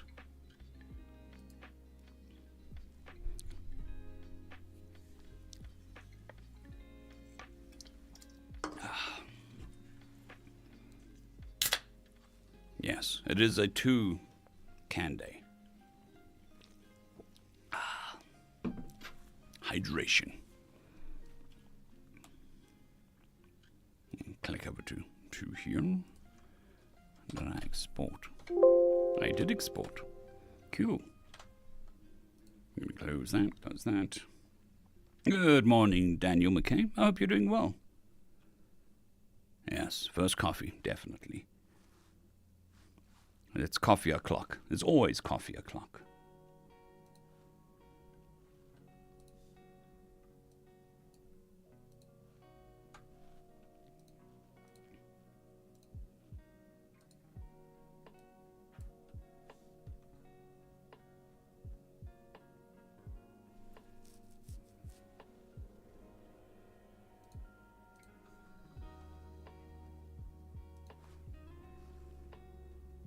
Yeah, 24/7. Definitely. Alright, I'm just going to take a small break. I shall be right back in 2 minutes. I shall play some space shanty songs. And I will be right back. We're the spacemen sail the cosmic bay. From Jupiter to Saturn we'll deliver our freight on our starship, sailing through the interplanetary strait. With a hardy crew and a cargo of dreams, through the nebula's mist we'll forge our own schemes. In the vastness of space where no man has been, we'll navigate, chart the unexplored galactic highway. Heave ho, mateys, up on the starry sea. We're the spacemen sailing through infinity. With our voices loud and our spirits free, we'll voyage across the celestial sea.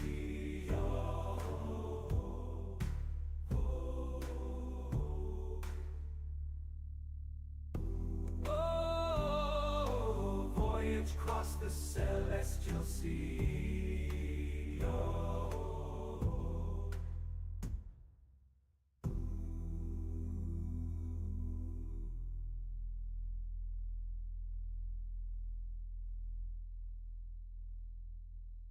In the abyss of the cosmos we set sail. Through crimson skies our ship prevails. Across the stars a celestial flight, metal warriors bound by might. Ooh, yeah. In this realm of shadows darkness unfurls, a symphony of chaos, where planets whirl and nebula of fury untamed, sailing through the void where nothing's the same. We ride through the cosmos, a metal storm, defying gravity. Alrighty, back. Daniel, you have missed a story, but there should still be another 2 in the chamber. So, you haven't missed everything.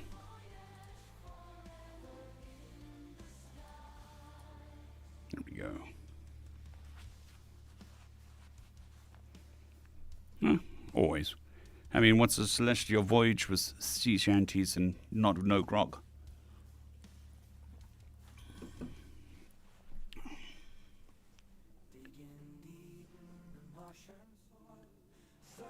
All right.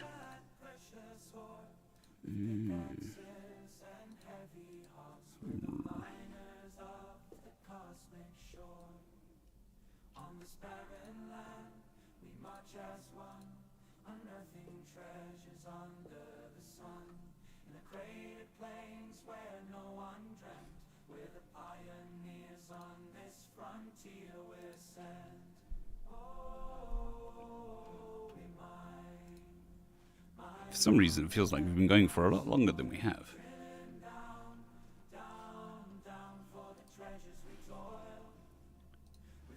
Well, I suppose it's because I've done 3 stories already.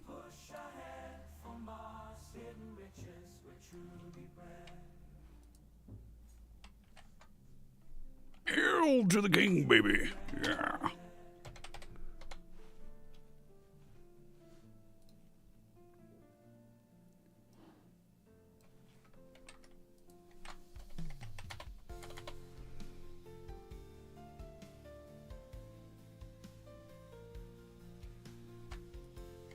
This is a 13-ish minute story, and it looks to be mostly a single narrative.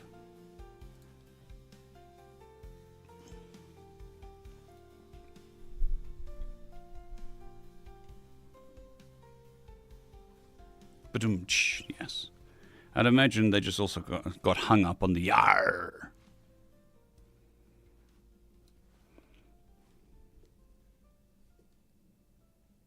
Okay. Then we can drop this down a little bit.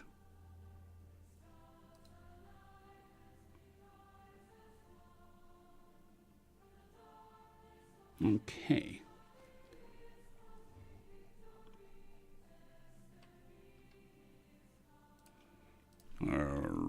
Righty. So it's going to be M1. M1. M1. M1. M1. Lots of text. Those are some thick chapters with at least 3 C's. Chapters. Paragraphs.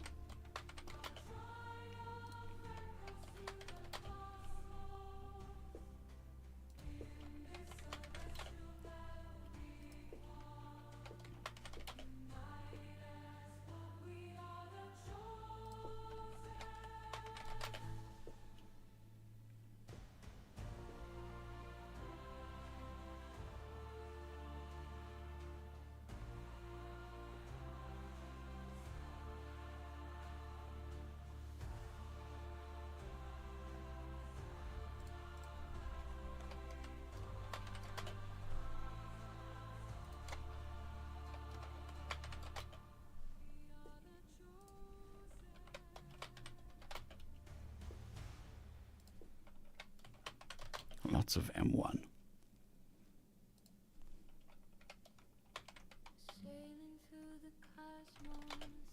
Yeah, definitely.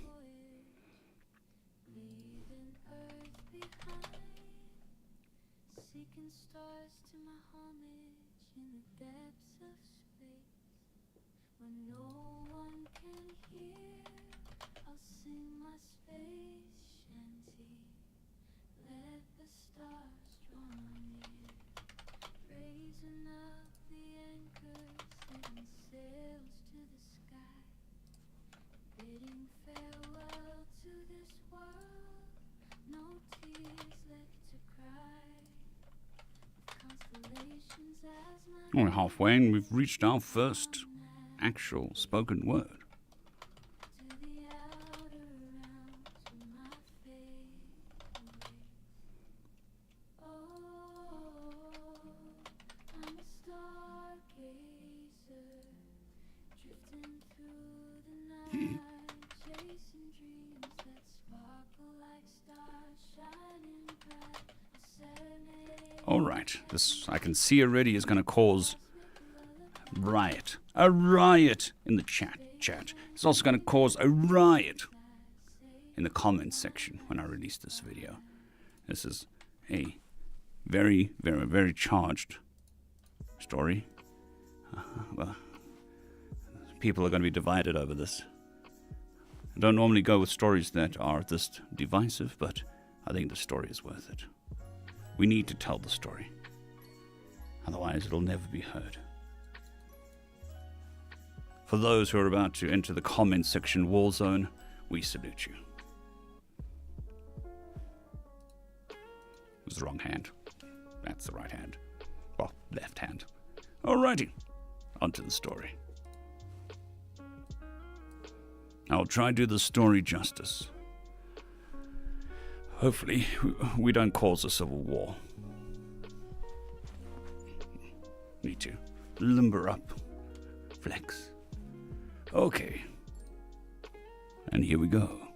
Greetings, ladies and gentlemen, and welcome to this latest edition of Tales from Outer Space, where I take stories from across the internet and read them for your entertainment. This particular story is called Hail to the King, written by Joe2_0. When we first encountered the human species, we had conducted ourselves as a conquering empire, glassing a colony that we had thought to be a primitive homeworld, and beginning the process of strip mining.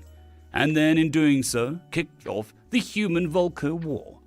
We were then introduced to a pair of very human concepts, adapted to an interstellar scale: guerrilla warfare and island hopping. The humans took the idea of guerrilla warfare and adapted it to small-scale fleet combat, ambushing our trade convoys near... I think this is actually a bit lewd. Distracting. The humans took the idea of guerrilla warfare and adapted it to small-scale fleet combat, ambushing our trade convoys near jump points in the heliosphere of the star system. Heliopause, not heliosphere. Ambushing our trade convoys near jump points in the heliopause of star systems, isolating and depriving multiple targets of much-needed supplies while repurposing the supplies aboard for themselves, and using the computational and navigational data to select future targets for their island-hopping campaign, while forcing us to spread ourselves thin across multiple star systems, searching the impossible vastness of outer space. Searching the impossible vastness of the outer solar systems. Eventually, humanity wore us down. We became financially drained, tired.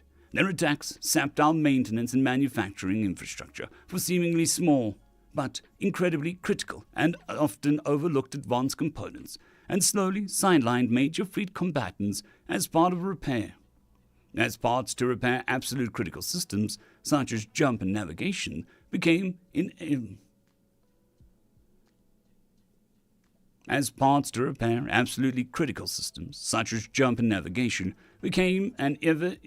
supply.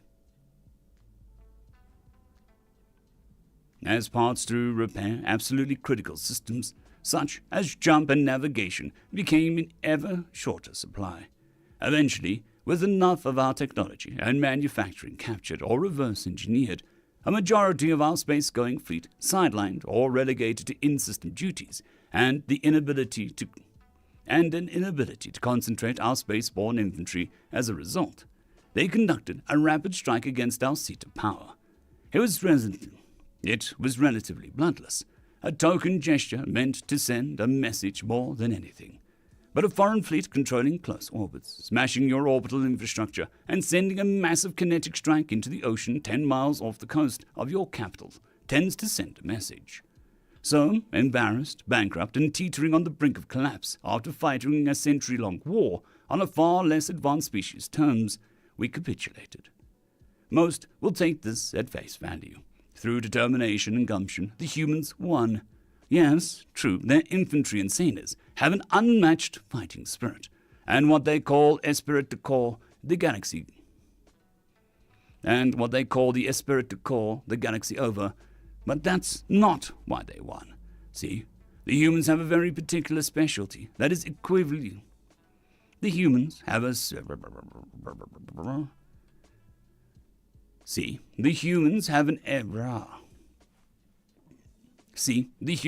very particular speciality that is equally unmatched and far more important. They live and breathe logistics. They looked at the data they captured from our envoys, and in most convoluted manner I have ever seen, they put together hundreds of innocuous data points into a picture that should have been classified. They understood our logistics better than we did, and one of their first strikes was a facility which I helped try to defend, and never thought much about it at the time. A ground-based low-power jump array, simply for testing the stability of components in jump conditions. I had assumed it was simply an outgrowth of some overfunded public safety office. The humans, however, being relatively new to jump travel and encountering pitfalls of ourselves had solved and promptly forgotten, immediately recognized it as critical immediately recognized it as critical to the quality control process for advanced components to ensure that artificial matter, or worse, antimatter, is capable of remaining stable in jump conditions, hence its position on the otherwise near-barren world. By capturing a single world on the outer rim of our empire, the humans cut our ability to create jump-safe components in half. However, they're not just excellent at deciphering the logistics of others, and if you'll permit me an anecdote, I'll explain. About 20 years after the conclusion of the Proxima War, as the humans call it, we had made mutual peace, and humanity approached us with the Defense Pact as a method of protecting their investment in our reconstruction. They kept some of our worlds, and others we funded. On others we founded joint human-Volker pilot colonies.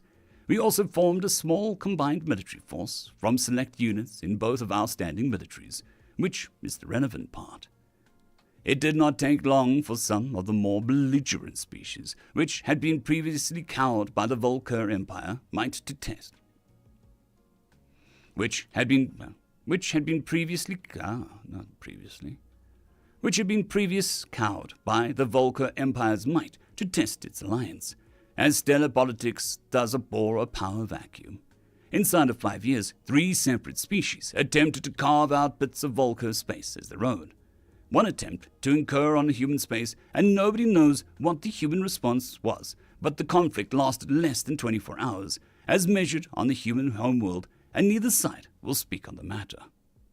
To the point, however, one of those incursions into Volker space was directly on Volker's side of the border to human space, against one of the human Volker pilot colonies I mentioned. It doesn't have a Volker name with a right and proper glottal stop, but the human name is what everyone uses, Nootka. Joint command was activated, and Nootka defended. However, the human side of JCOM had an idea, a counter-offensive, to show that attacks will have consequences, or to use the human term I am particularly fond of, feck around and find out. The Volker side of JCOM was hesitant. We were still in the process of building our fleet back up to something that could be used for more than interior defense on patrol.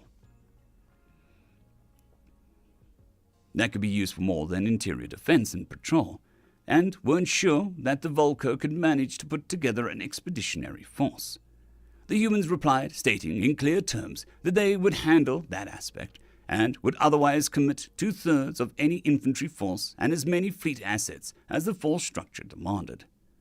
Assuming that the humans had some kind of upper limit on this, the Volker Defense Command put together a list of units, totaling about 30,000 infantry with the requisite supporting units, expecting that the humans would pick through and select a few of those units to accompany their own expeditionary force.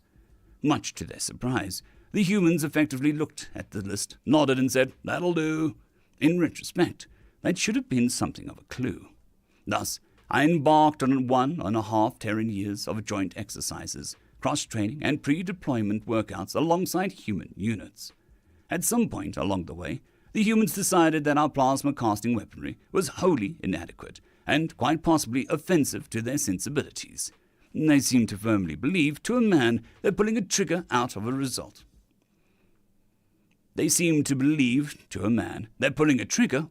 result in a loud noise, and every unit was re-equipped at the battalion level with human battle rifles, machine guns, and anti-armor weapons. This later turned into an ongoing procurement contract for the entire Volker military, which, again, in retrospect, should have been another clue about humanity's logistical prowess. 18 Terran months later, we were on our way. It was our first engagement that had finally hit home exactly how serious the humans were about logistics. We had selected the world of Knitsk as our first target. The humans wanted to push back against the Vidine, as they were the most military powerful of the powers poking at the new alliance, but also not so delusional that they couldn't see what was happening when we began striking in their territory. They had then deferred to the Volker intelligence unit abroad to decide which planet to strike.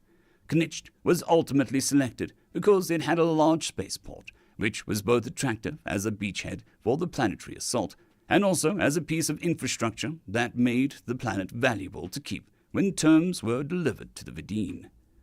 The Volker contingent was selected as a first. The Volker contingent was selected as first to land, largely because our longer lifespans meant many of us had seen combat during the Proxima War, and that made us a valuable veteran component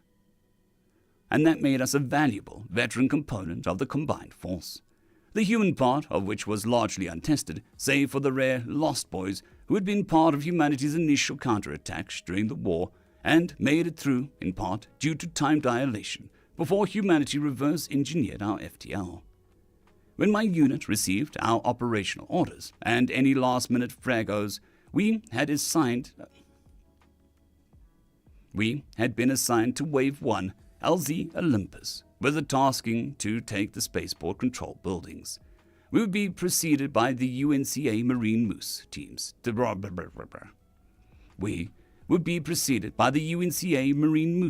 Dropping from orbit to secure the LZ, after which the UNCA heavy lifter space planes would drop us and, to my surprise, armor and airmobile transport at the LZ. Had the humans somehow brought IFVs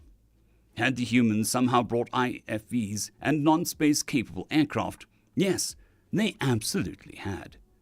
So we reported to our assigned dropship, a heavy space plane with a combination of air-breathing and close-cycled engines, which I came to know as a Stork, but was officially called something dull like Transport Air/Space Infantry CX-24A, or something of the sort. We found that humans had swapped the normal backward-facing human jump seats that we had experienced during our cross-training with harnesses with Volker pattern buckles that were a far better fit for our centaur-like, as the humans called it, frames. Again, they had seen the issue, prototyped, tested, and produced a solution in under 2 years. I, of course, took it for granted at the time. Then we dropped. It was a rough side down, and by the time we reached the ground, the Moose teams had cleared us a perimeter, set up manpads positions, and UNCA Falcon and Flanker spaceplanes had secured local airspace and space superiority. The firefight at the control complex was tense but short, with the Vidine surrendering after about 2 hours. A UNCA Navy combat control team then took up residence, and the flood began. Lifter after lifter after lifter made the trip down and back up again. A human sector battalion was first, and expanded our zone of control to just outside the spaceport, into parts of the surrounding city. Then came all of the things, construction vehicles and forklifts, then the Konex boxes, thousands of Konexes over weeks. They slowed down over the first few days, as more infantry needed to get to ground as our zone of control expanded. But they did keep coming.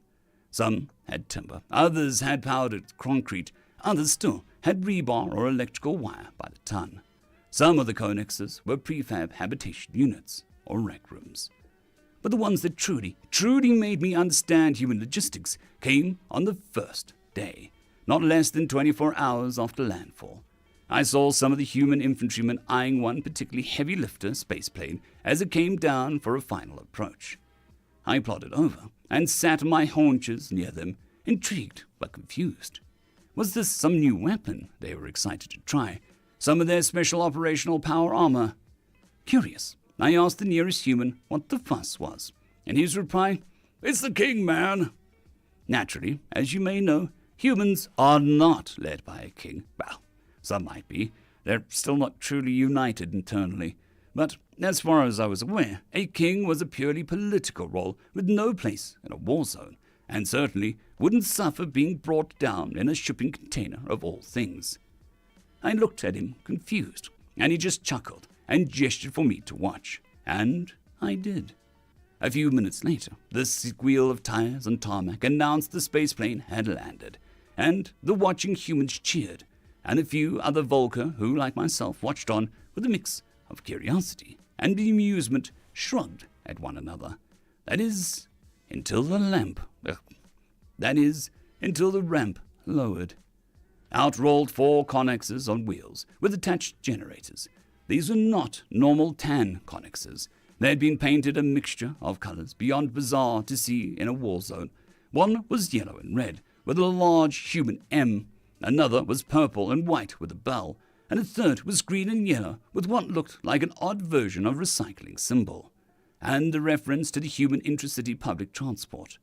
And the fourth, I will never forget. It was blue, red, yellow, and brown, with a food item and a portrayal of a human royal in garb. And on the side, the words Burger King in enormous red letters. At the beginning of the invasion, humanity had shipped 4 separate fast food enterprises across interstellar distances at great cost, and had them in operation under 24 hours after first landing. I had a burger later that day. It was okay. Hail to the king, baby. End of story.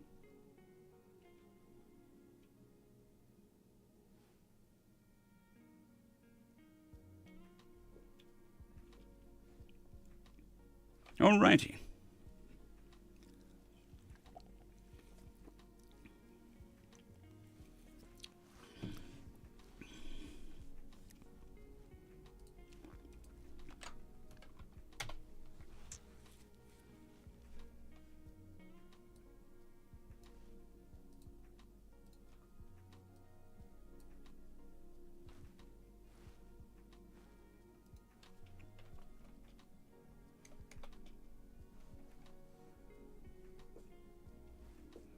Let the fast food wars begin.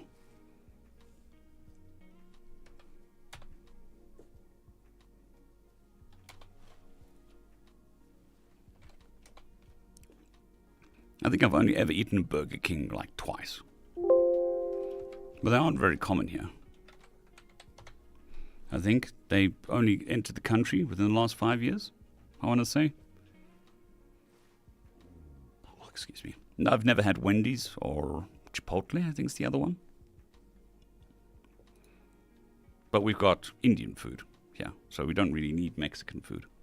Chipotle? No, Chipotle is chicken. I don't know.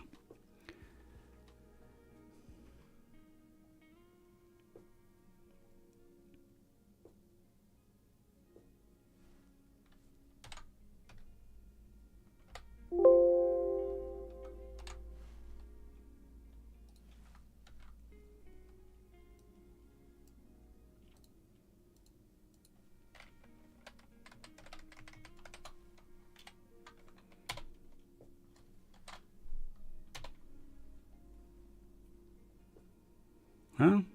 Good afternoon, Sir Poobert. Thank you for the kind words, and I'm glad you're enjoying the content. It is my pleasure.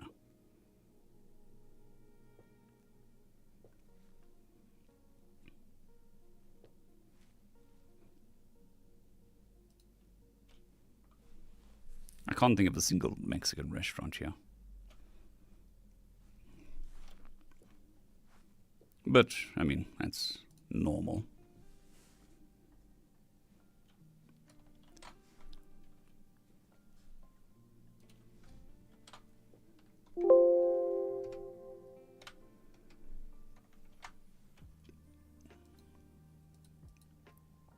So here's a funny one.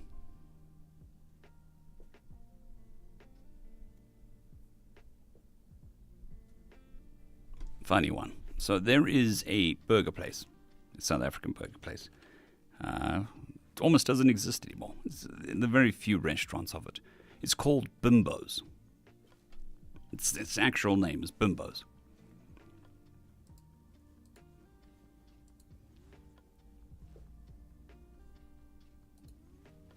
Which is an unfortunate name.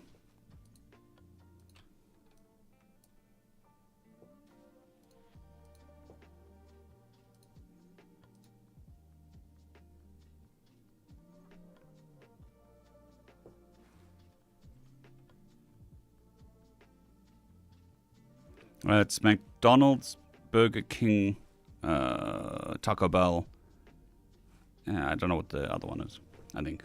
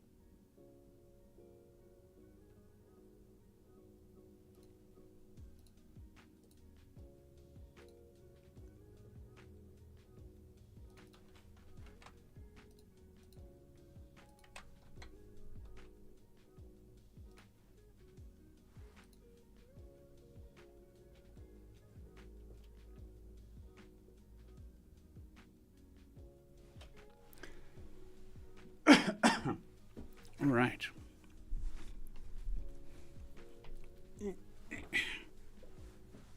Rolled over my toe with my chair. Never fun. I can put my watch back on. Is it charged? It is charged. There we go. Are we a happy watch now? We are a happy watch.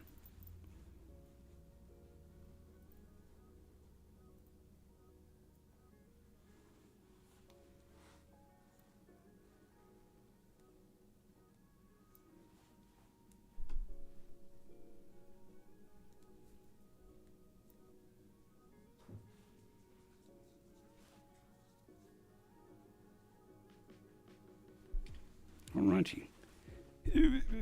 Let's roll over my foot again. I'm sure that'll be pleasant.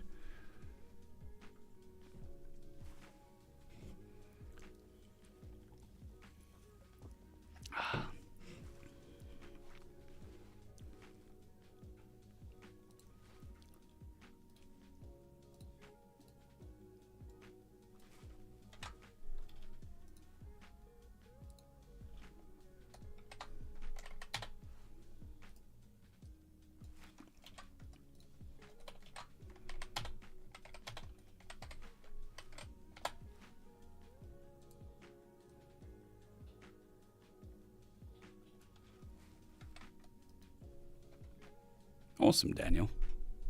Coffee is the nectar of the gods. Or anti-murder juice. That's also very accurate. Okay. Anti-murder juice is probably my favorite. Story number next.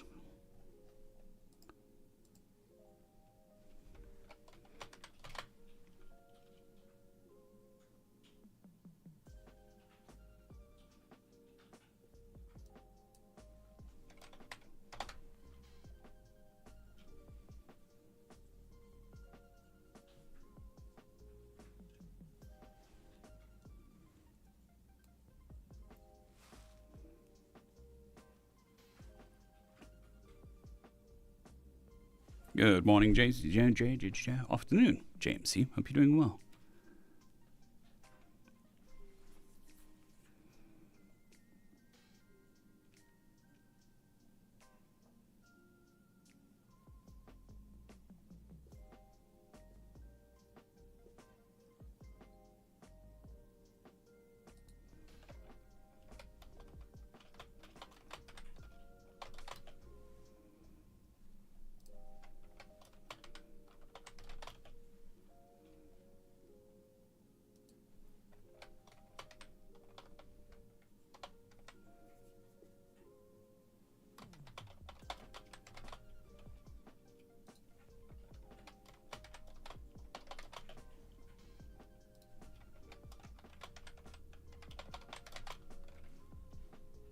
This is going to be an Onion Ninja one, I would imagine. MF1.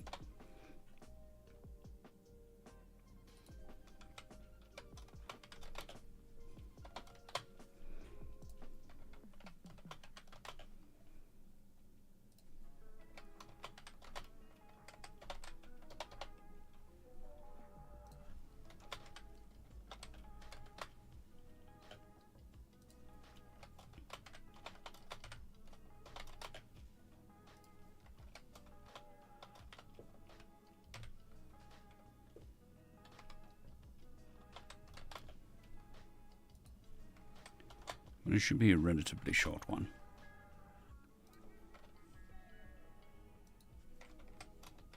M2, F1.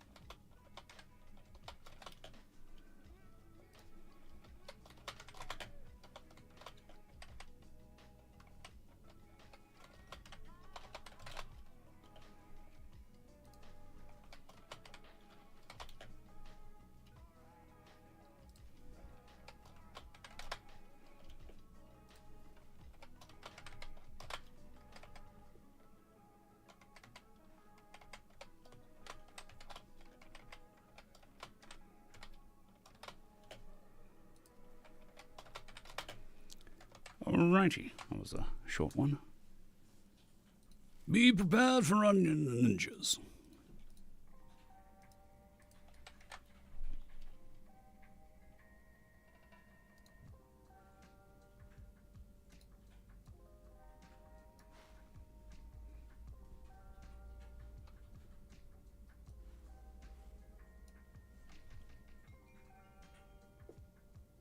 Alright, story time.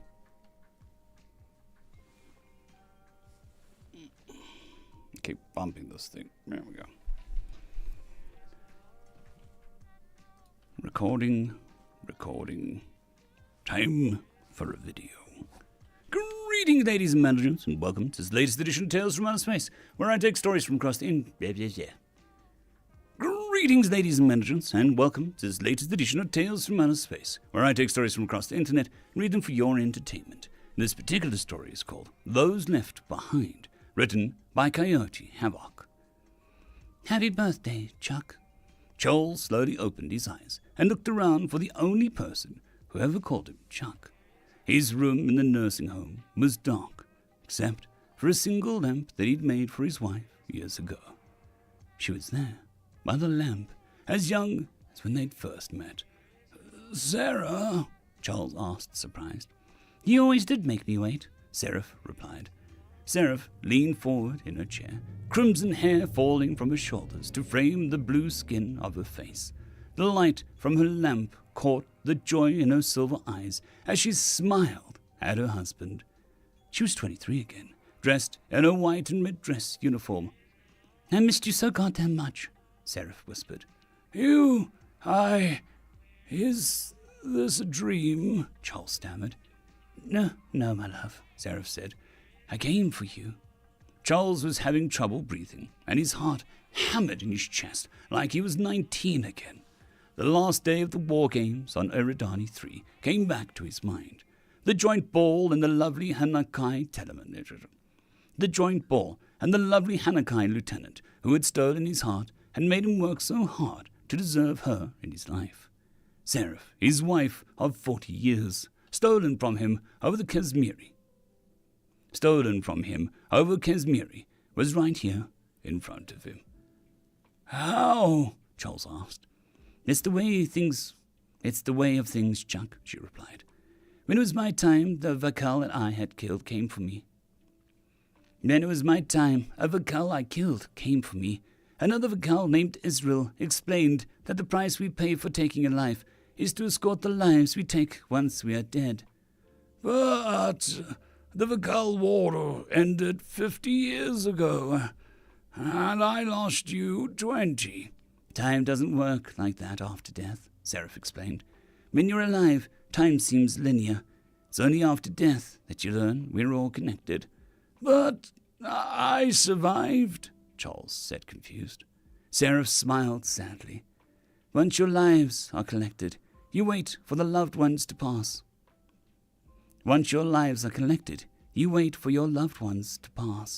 Then you can continue, Seraph said. I worked so hard to get you. I'm just waiting on you now. Charles nodded in understanding. I've missed you so much. Sarah, Charles said. Do I have any lives to collect?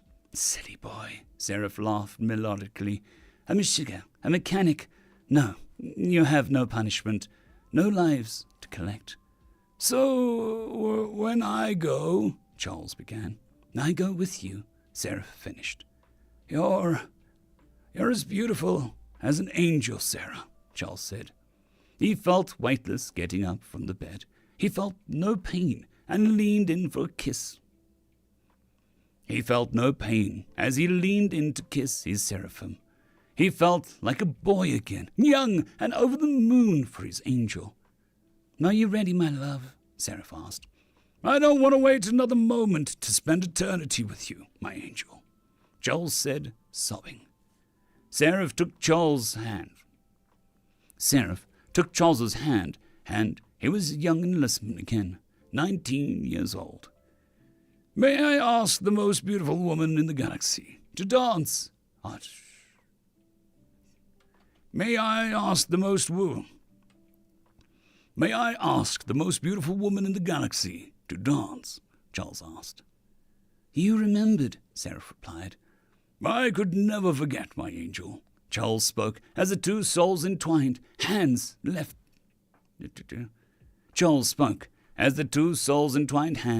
left the mortal world together. Both had earned their reward. End of story. Okay. Good. Finish recording. Back to there.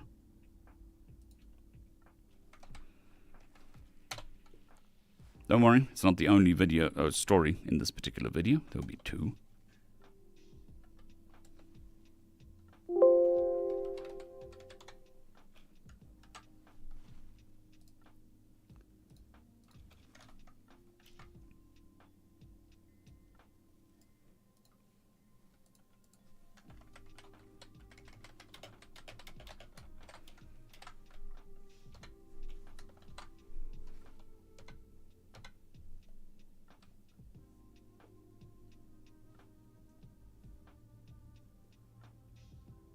Oh, I'm glad you're enjoying it, Sir Poobat.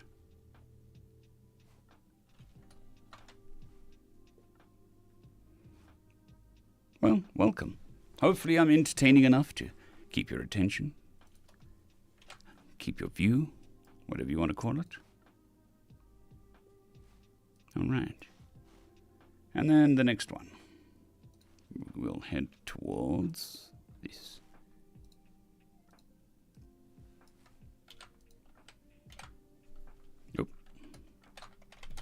Nope. Yes.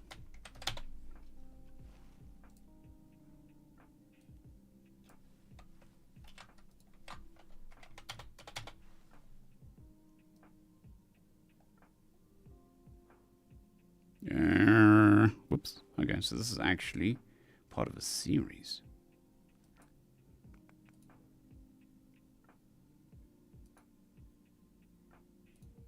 Okay, so I'm going to remove that one.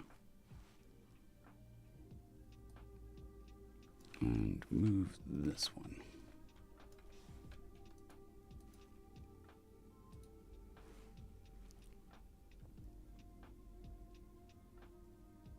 Well, thank you for the kind words, sir. It's very much appreciated.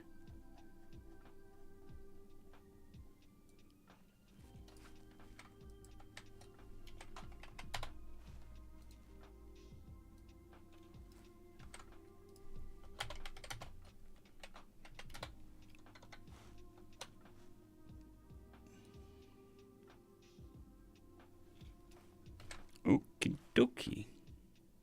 It is my pleasure.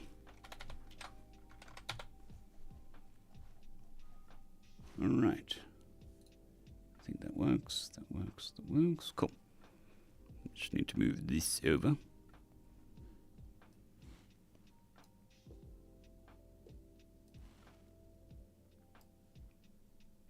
And minimize that. Okay.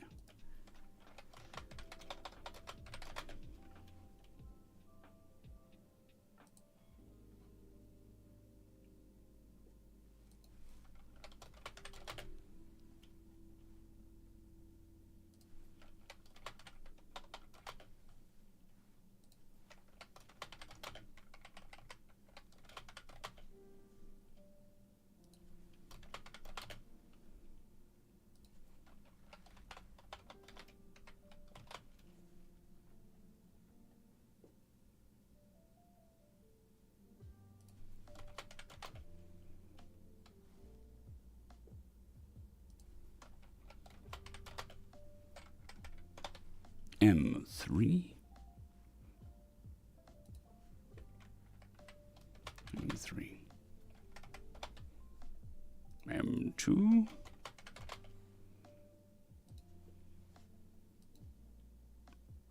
M1. M1.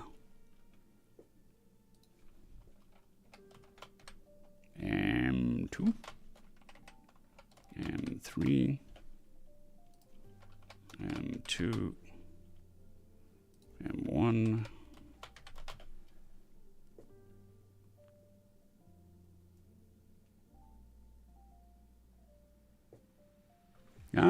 I think that will, Kandaria.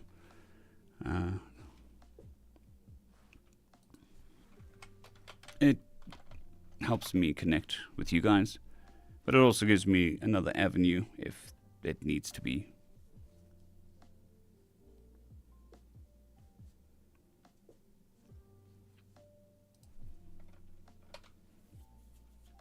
Well, I'm glad you're finding it interesting, Zusk.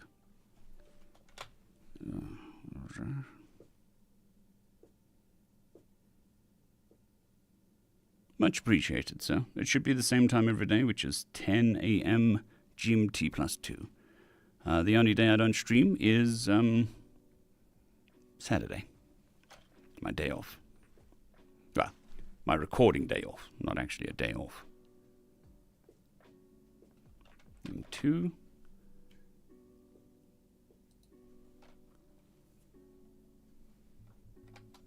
M10. M2. M10.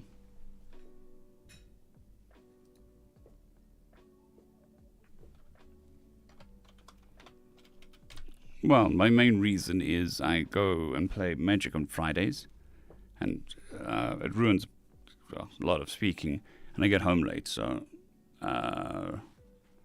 voice isn't great on a Saturday.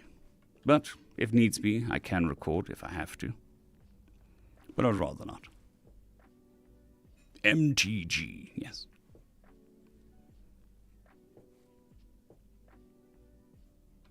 M2?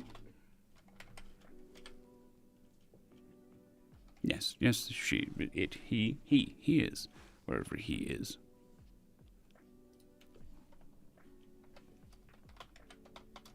M10. have no idea who this is. Let's go with M3. I think this is a different person. Awesome. Well, I play Commander. I've got about 10 decks that I cycle through.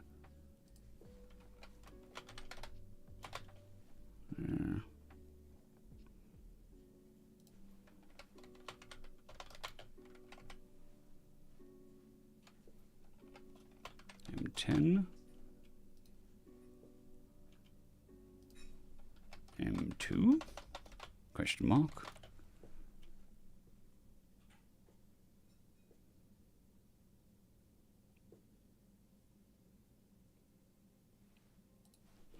That's awesome, sir. That's awesome. M10. M2. M10. M2. M10. M10. M2. Alrighty. Done. Done. Done. Adding my own sound effects. Done, done, done.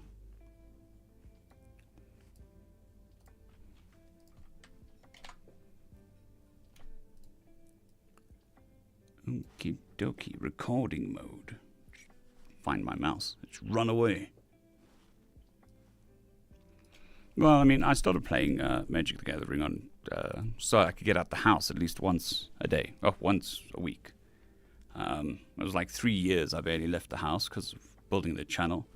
So when we found some success and some time, I decided to go play Friday Night Magic just to get out the house and interact with people and stuff. Touch grass, as they say.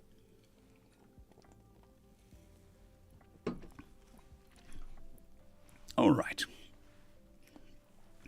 Story time. Recording mode. Recording mode. Audio recording. Video recording. And away we go. Story number 2.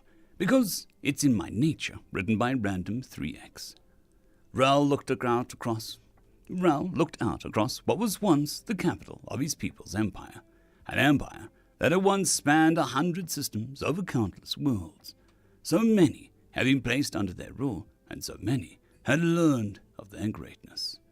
But now it was naught but a broken ruin, piles of rubble laid to waste by a race that hadn't even been the tiniest of a blip on the scale of the Empire's reckoning. A world so small and insignificant that it didn't even need a legion to conquer initially. How far they had come since the first conquest. It didn't take long for them to be integrated into the Empire's structure, some as slaves working the many resource worlds, their hardy nature, from them being part of a death world, enabling them to survive in a wide range of climates. Others worked as diplomats, their unique vocal cords and mouths allowing them to speak many languages as fluently as the native speaker, something that had long been thought impossible without cybernetic augmentation. Even now, it seemed almost like a bad joke that humans had won. He still remembered when the first report of a human uprising crossed his desk. He laughed. He had actually laughed at these little things standing up to them. Oh, how foolish the elite had been. Ral still pondered if only they had taken a moment to study the race's history. If, for even one moment, they would have seen how soaked with blood humanity's history truly was. Wars amongst many of the races under the Empire's sway were quick things, done between a single harvest season. But these humans did not rest. They were a race truly mired in the ocean of their own blood. The most terrifying thing was they knew that they were good at it. Sir, Ral blinked as he looked down at his assistant, the poor Cluxus. The poor Cluxus had clearly been trying to get his attention for a while. Ral bowed his head slightly as he looked at his aide. Apologies. This one was lost in thought. I can't help but feel this could have been avoided, he explained, gesturing to the ruins. Maybe, sir, his aide said with slightly mirthful smirk. Vrel chose not to reprimand him for his disrespect. The Kluxus had long since been part of the Empire's workings. It was easy to forget there was a time when all were not subordinate to the Vrel people. But the humans fought in a rather unique ways. Vrel could only nod. Indeed. It was the truth. Humankind had lacked the power to oppose them at first. So, as the humans put it, they rolled over. They let themselves be integrated. They let themselves be integrated, not out of loyalty or fear, but due to cunning. Many primitive races had been conquered, but humanity was the first to use their conquest as a means to grow stronger. As their willful integration, they were gifted with technology. They could traverse the borders of the Empire more freely. They gained weapons to deal with the pirate brigands. If only those gifting could have recognized the predators were sharpening their fangs and claws, waiting to strike. They were like brigands at first, Ral commented. Indeed, sir. Many hit-and-run tactics. Well-coordinated tactics, Ral corrected. The humans had learnt and studied the technology. Ral's people had put it to enthusiasm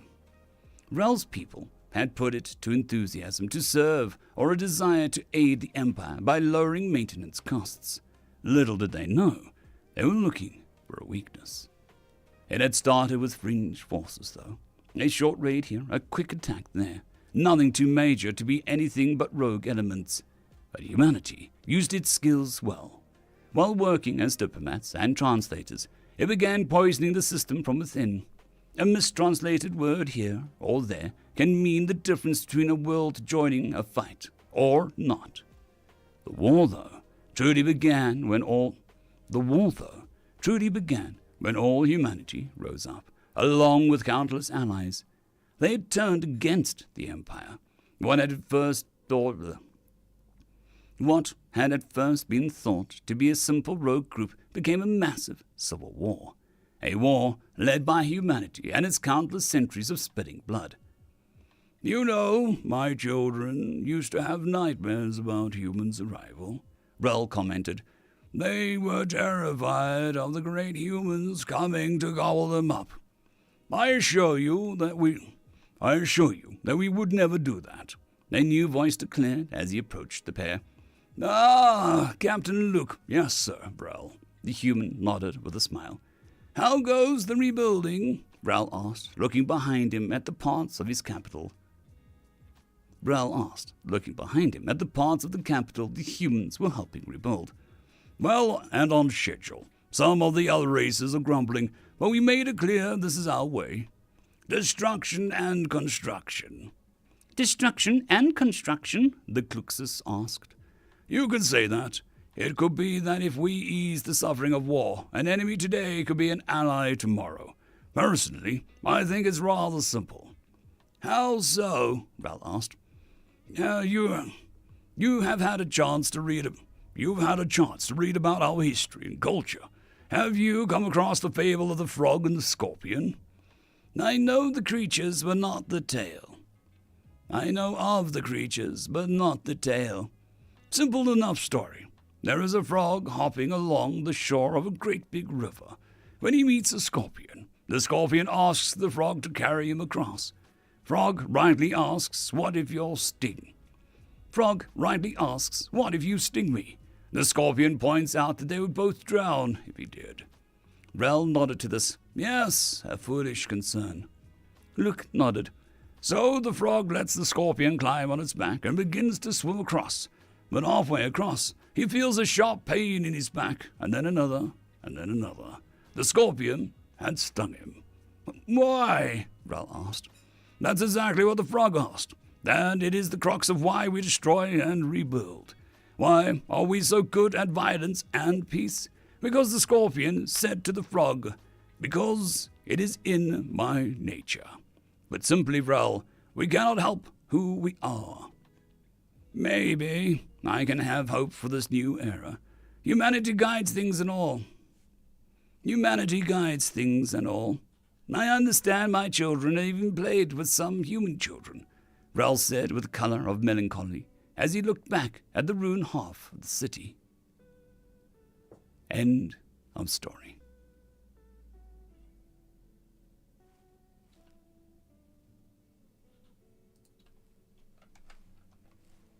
Alrighty, back to work mode.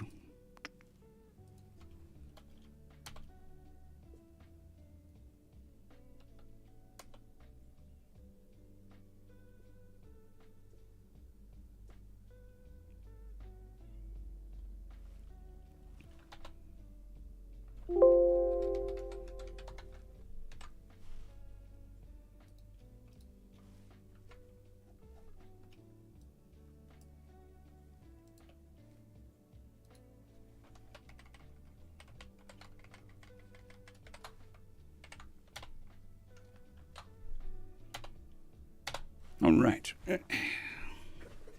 We can move into gamer mode, which is slouching.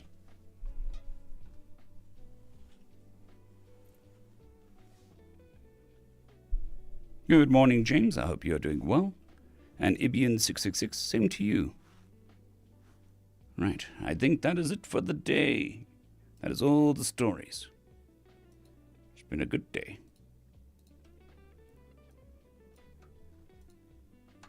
Now we need to do, what do we need to do? Some stuff. Some other work. We need to generate some backgrounds.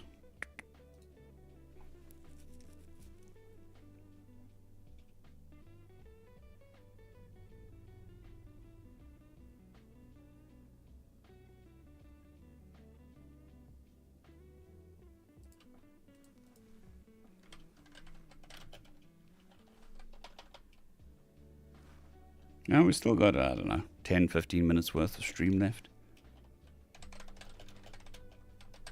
Still have to make thumbnails.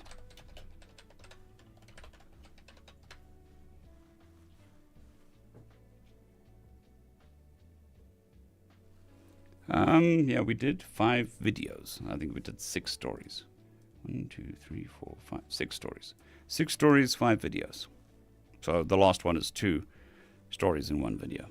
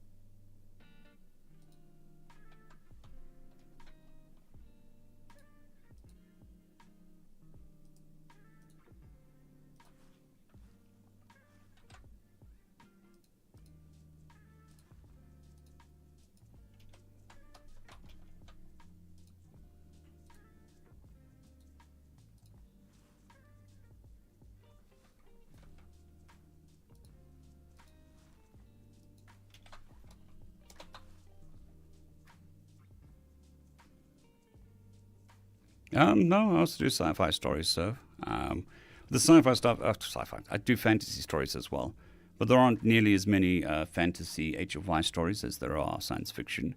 But on the flip side, when I do series, they're mostly fantasy-based. So lit RPGs, core, dungeon core, that sort of stuff. We can close that. We can close that. Too many things open.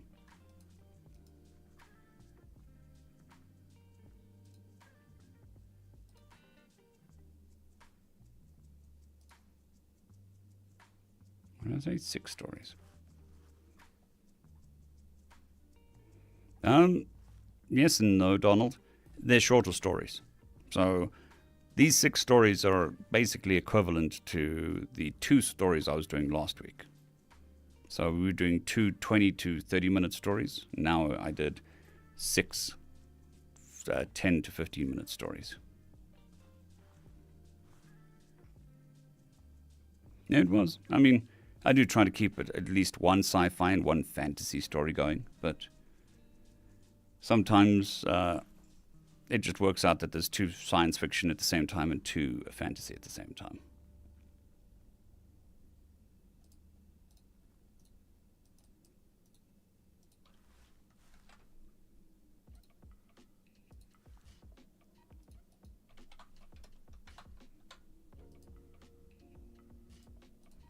I am definitely feeling a lot better today.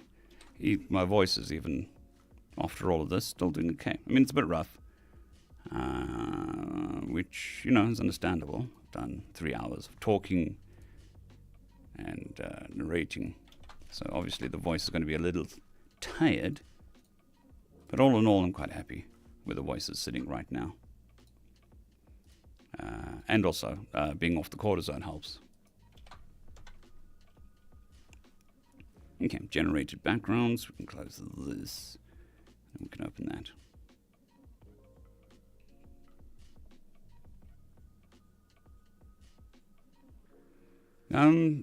Last night's one on the main channel was a fantasy one-shot, which was called One Taken, One Gathered.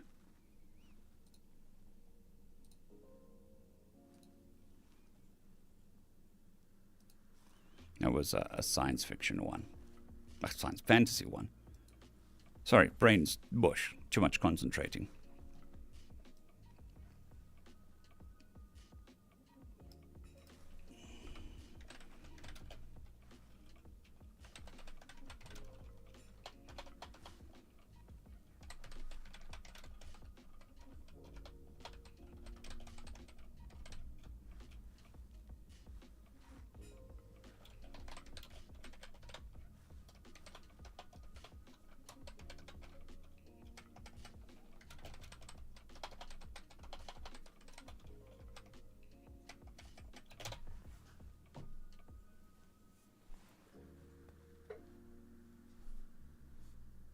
No, the detox isn't bad. I struggle more on cortisone than off.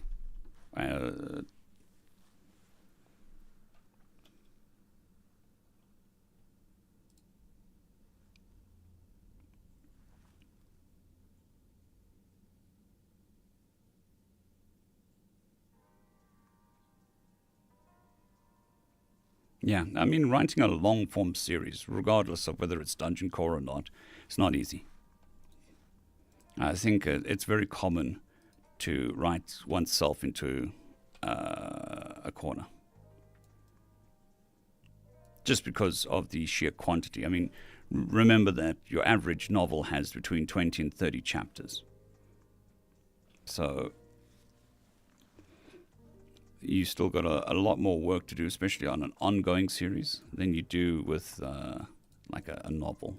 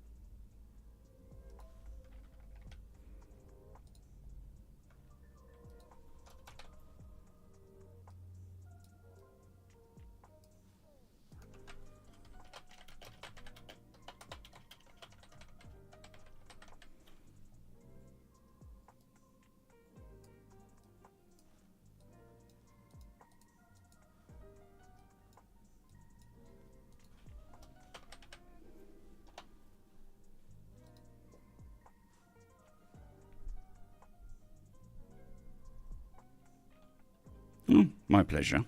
I'm glad it helped. And yeah, Epic Loot. It's one of the oldest series. You can hear the voices going now. It is one of the oldest series, and I still do enjoy it. It has elements of Terry Pratchett, I feel. Especially the town.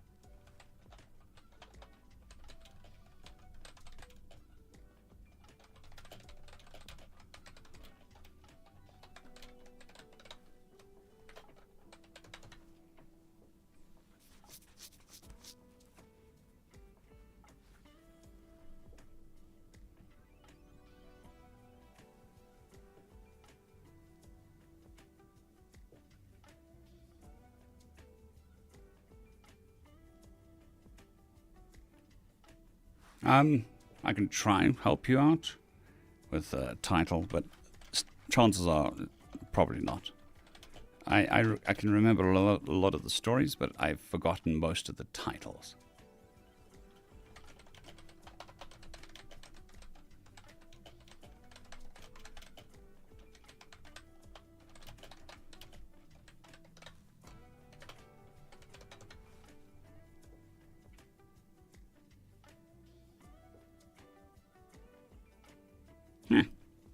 That is definitely both interesting and funny, Donald.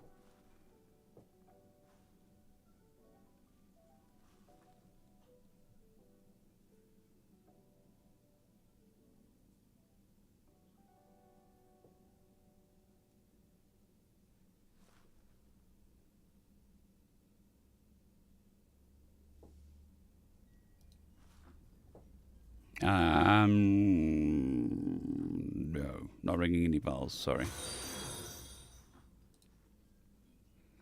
Thank you for the follow, Kandaria. It is very much appreciated.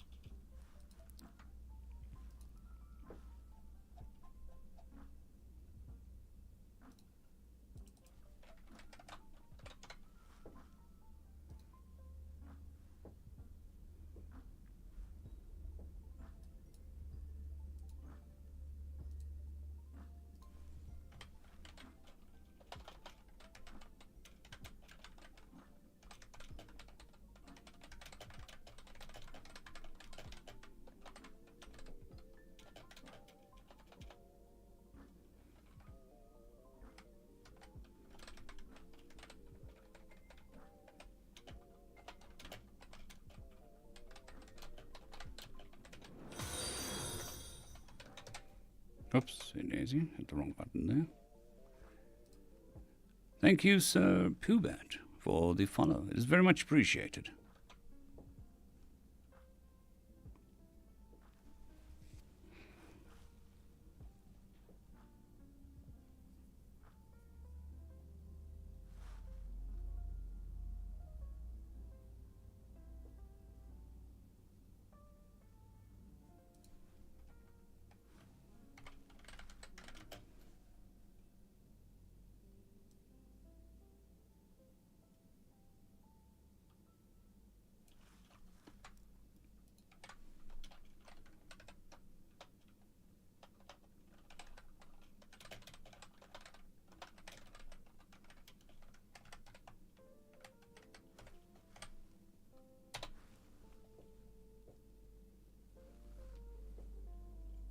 Well, it's good to have a separate platform, just in case anything happens to the main channel again.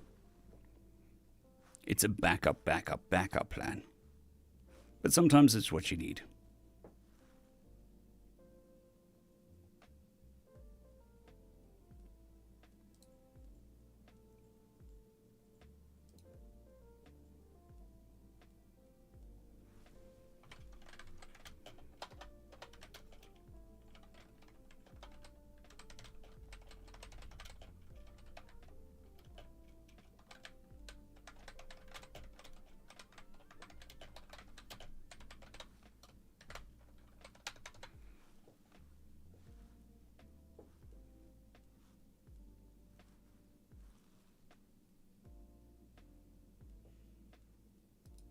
Fair enough, sir. Fair enough.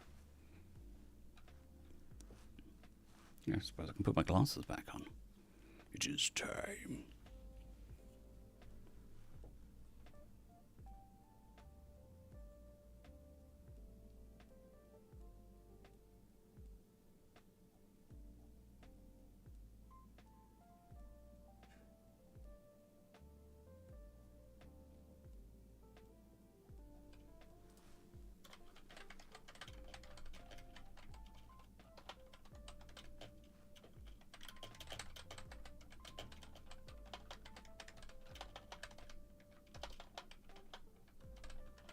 Yeah, I mean, YouTube's notifications are horrible.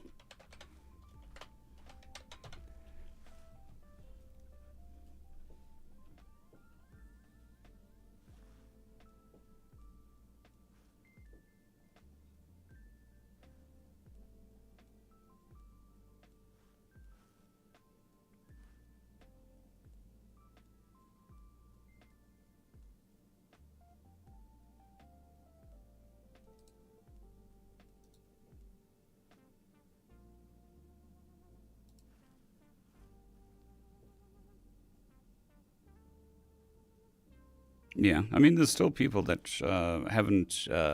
don't know I'm back from the surgery. Even though I've been posting every day. Well, not every day, but I mean, we've been back for a month now, month and a half already.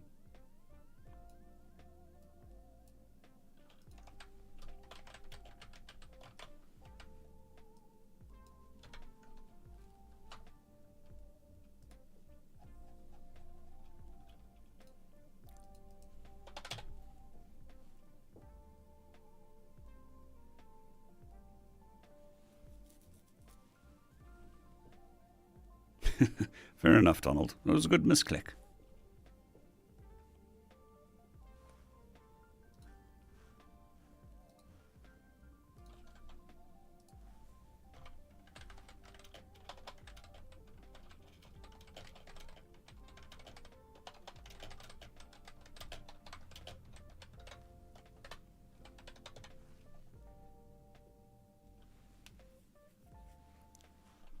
That's why I kind of start the stream a little early, just so the notifications can get sent out and everything.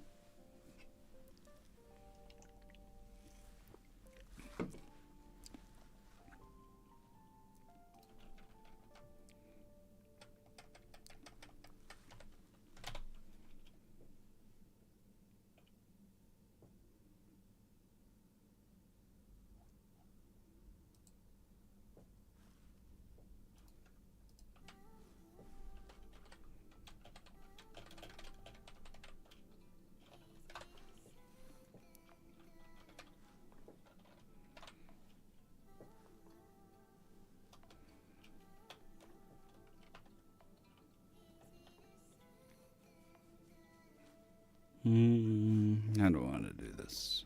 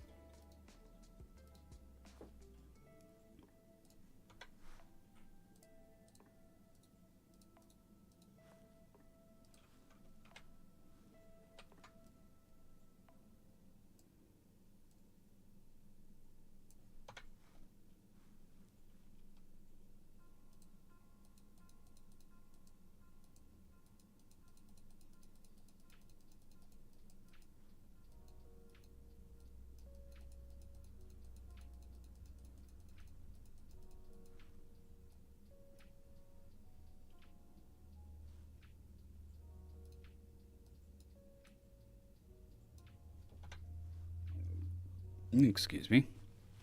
My throat's all rumbly from the caffeinated drink. Shocker. Well, it's not the caffeination. It is the bubbles that are attacking. Again.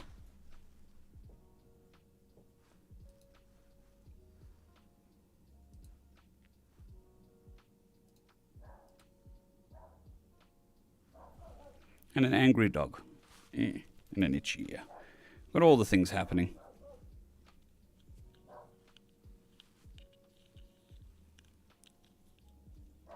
Yes, they're fighting back. They're not going gently into their good night. Neither's the dog. It's not going quietly into anything at this point.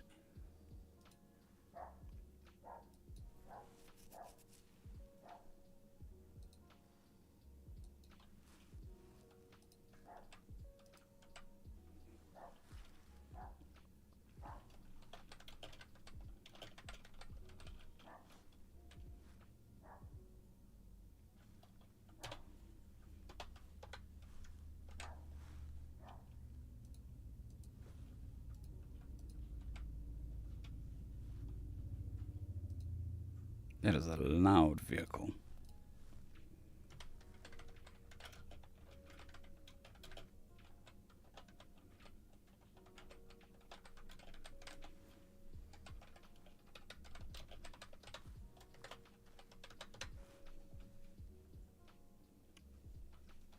Oh yeah. Definitely. Just telling the world, reminding him, the world, that he exists and that this is his property. And how dare the world infringe on his property?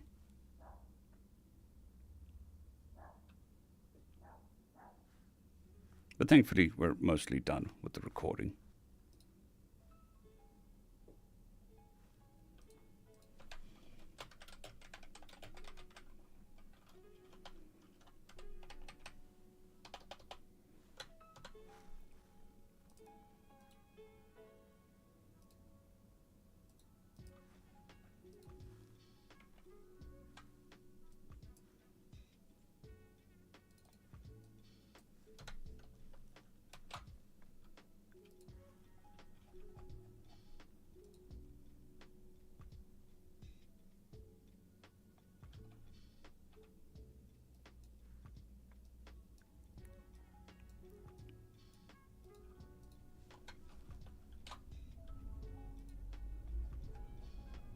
Another noisy vehicle trundling past.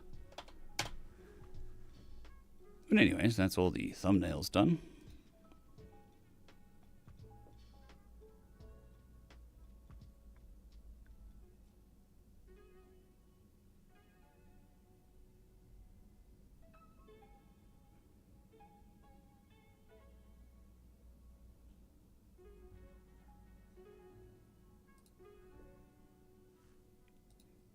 Okay, I think that's that. And close that. We can go back up to the talk mode. Hello, we can talk.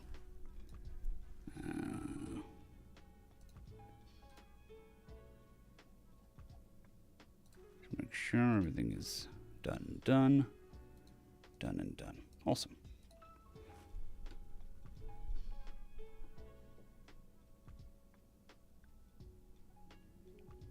No, it was definitely here. I could feel the vibrations. And that's still coming through whatever soundproofing I've got, which is not perfect by any stretch of the imagination. But it should dampen the sound at least. But the dog will be heard, and so will bad cars. But I think that we're going to call it. We've been going for 3 hours. It's been a productive day, I think. We've had some new people join in, which is very much appreciated. Thank you for spending your time with me.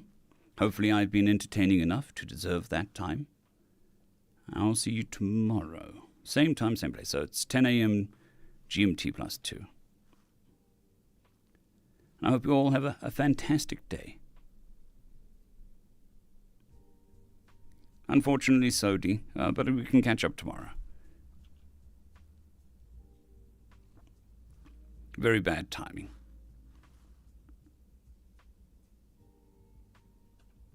Goodbye, goodbye, goodbye.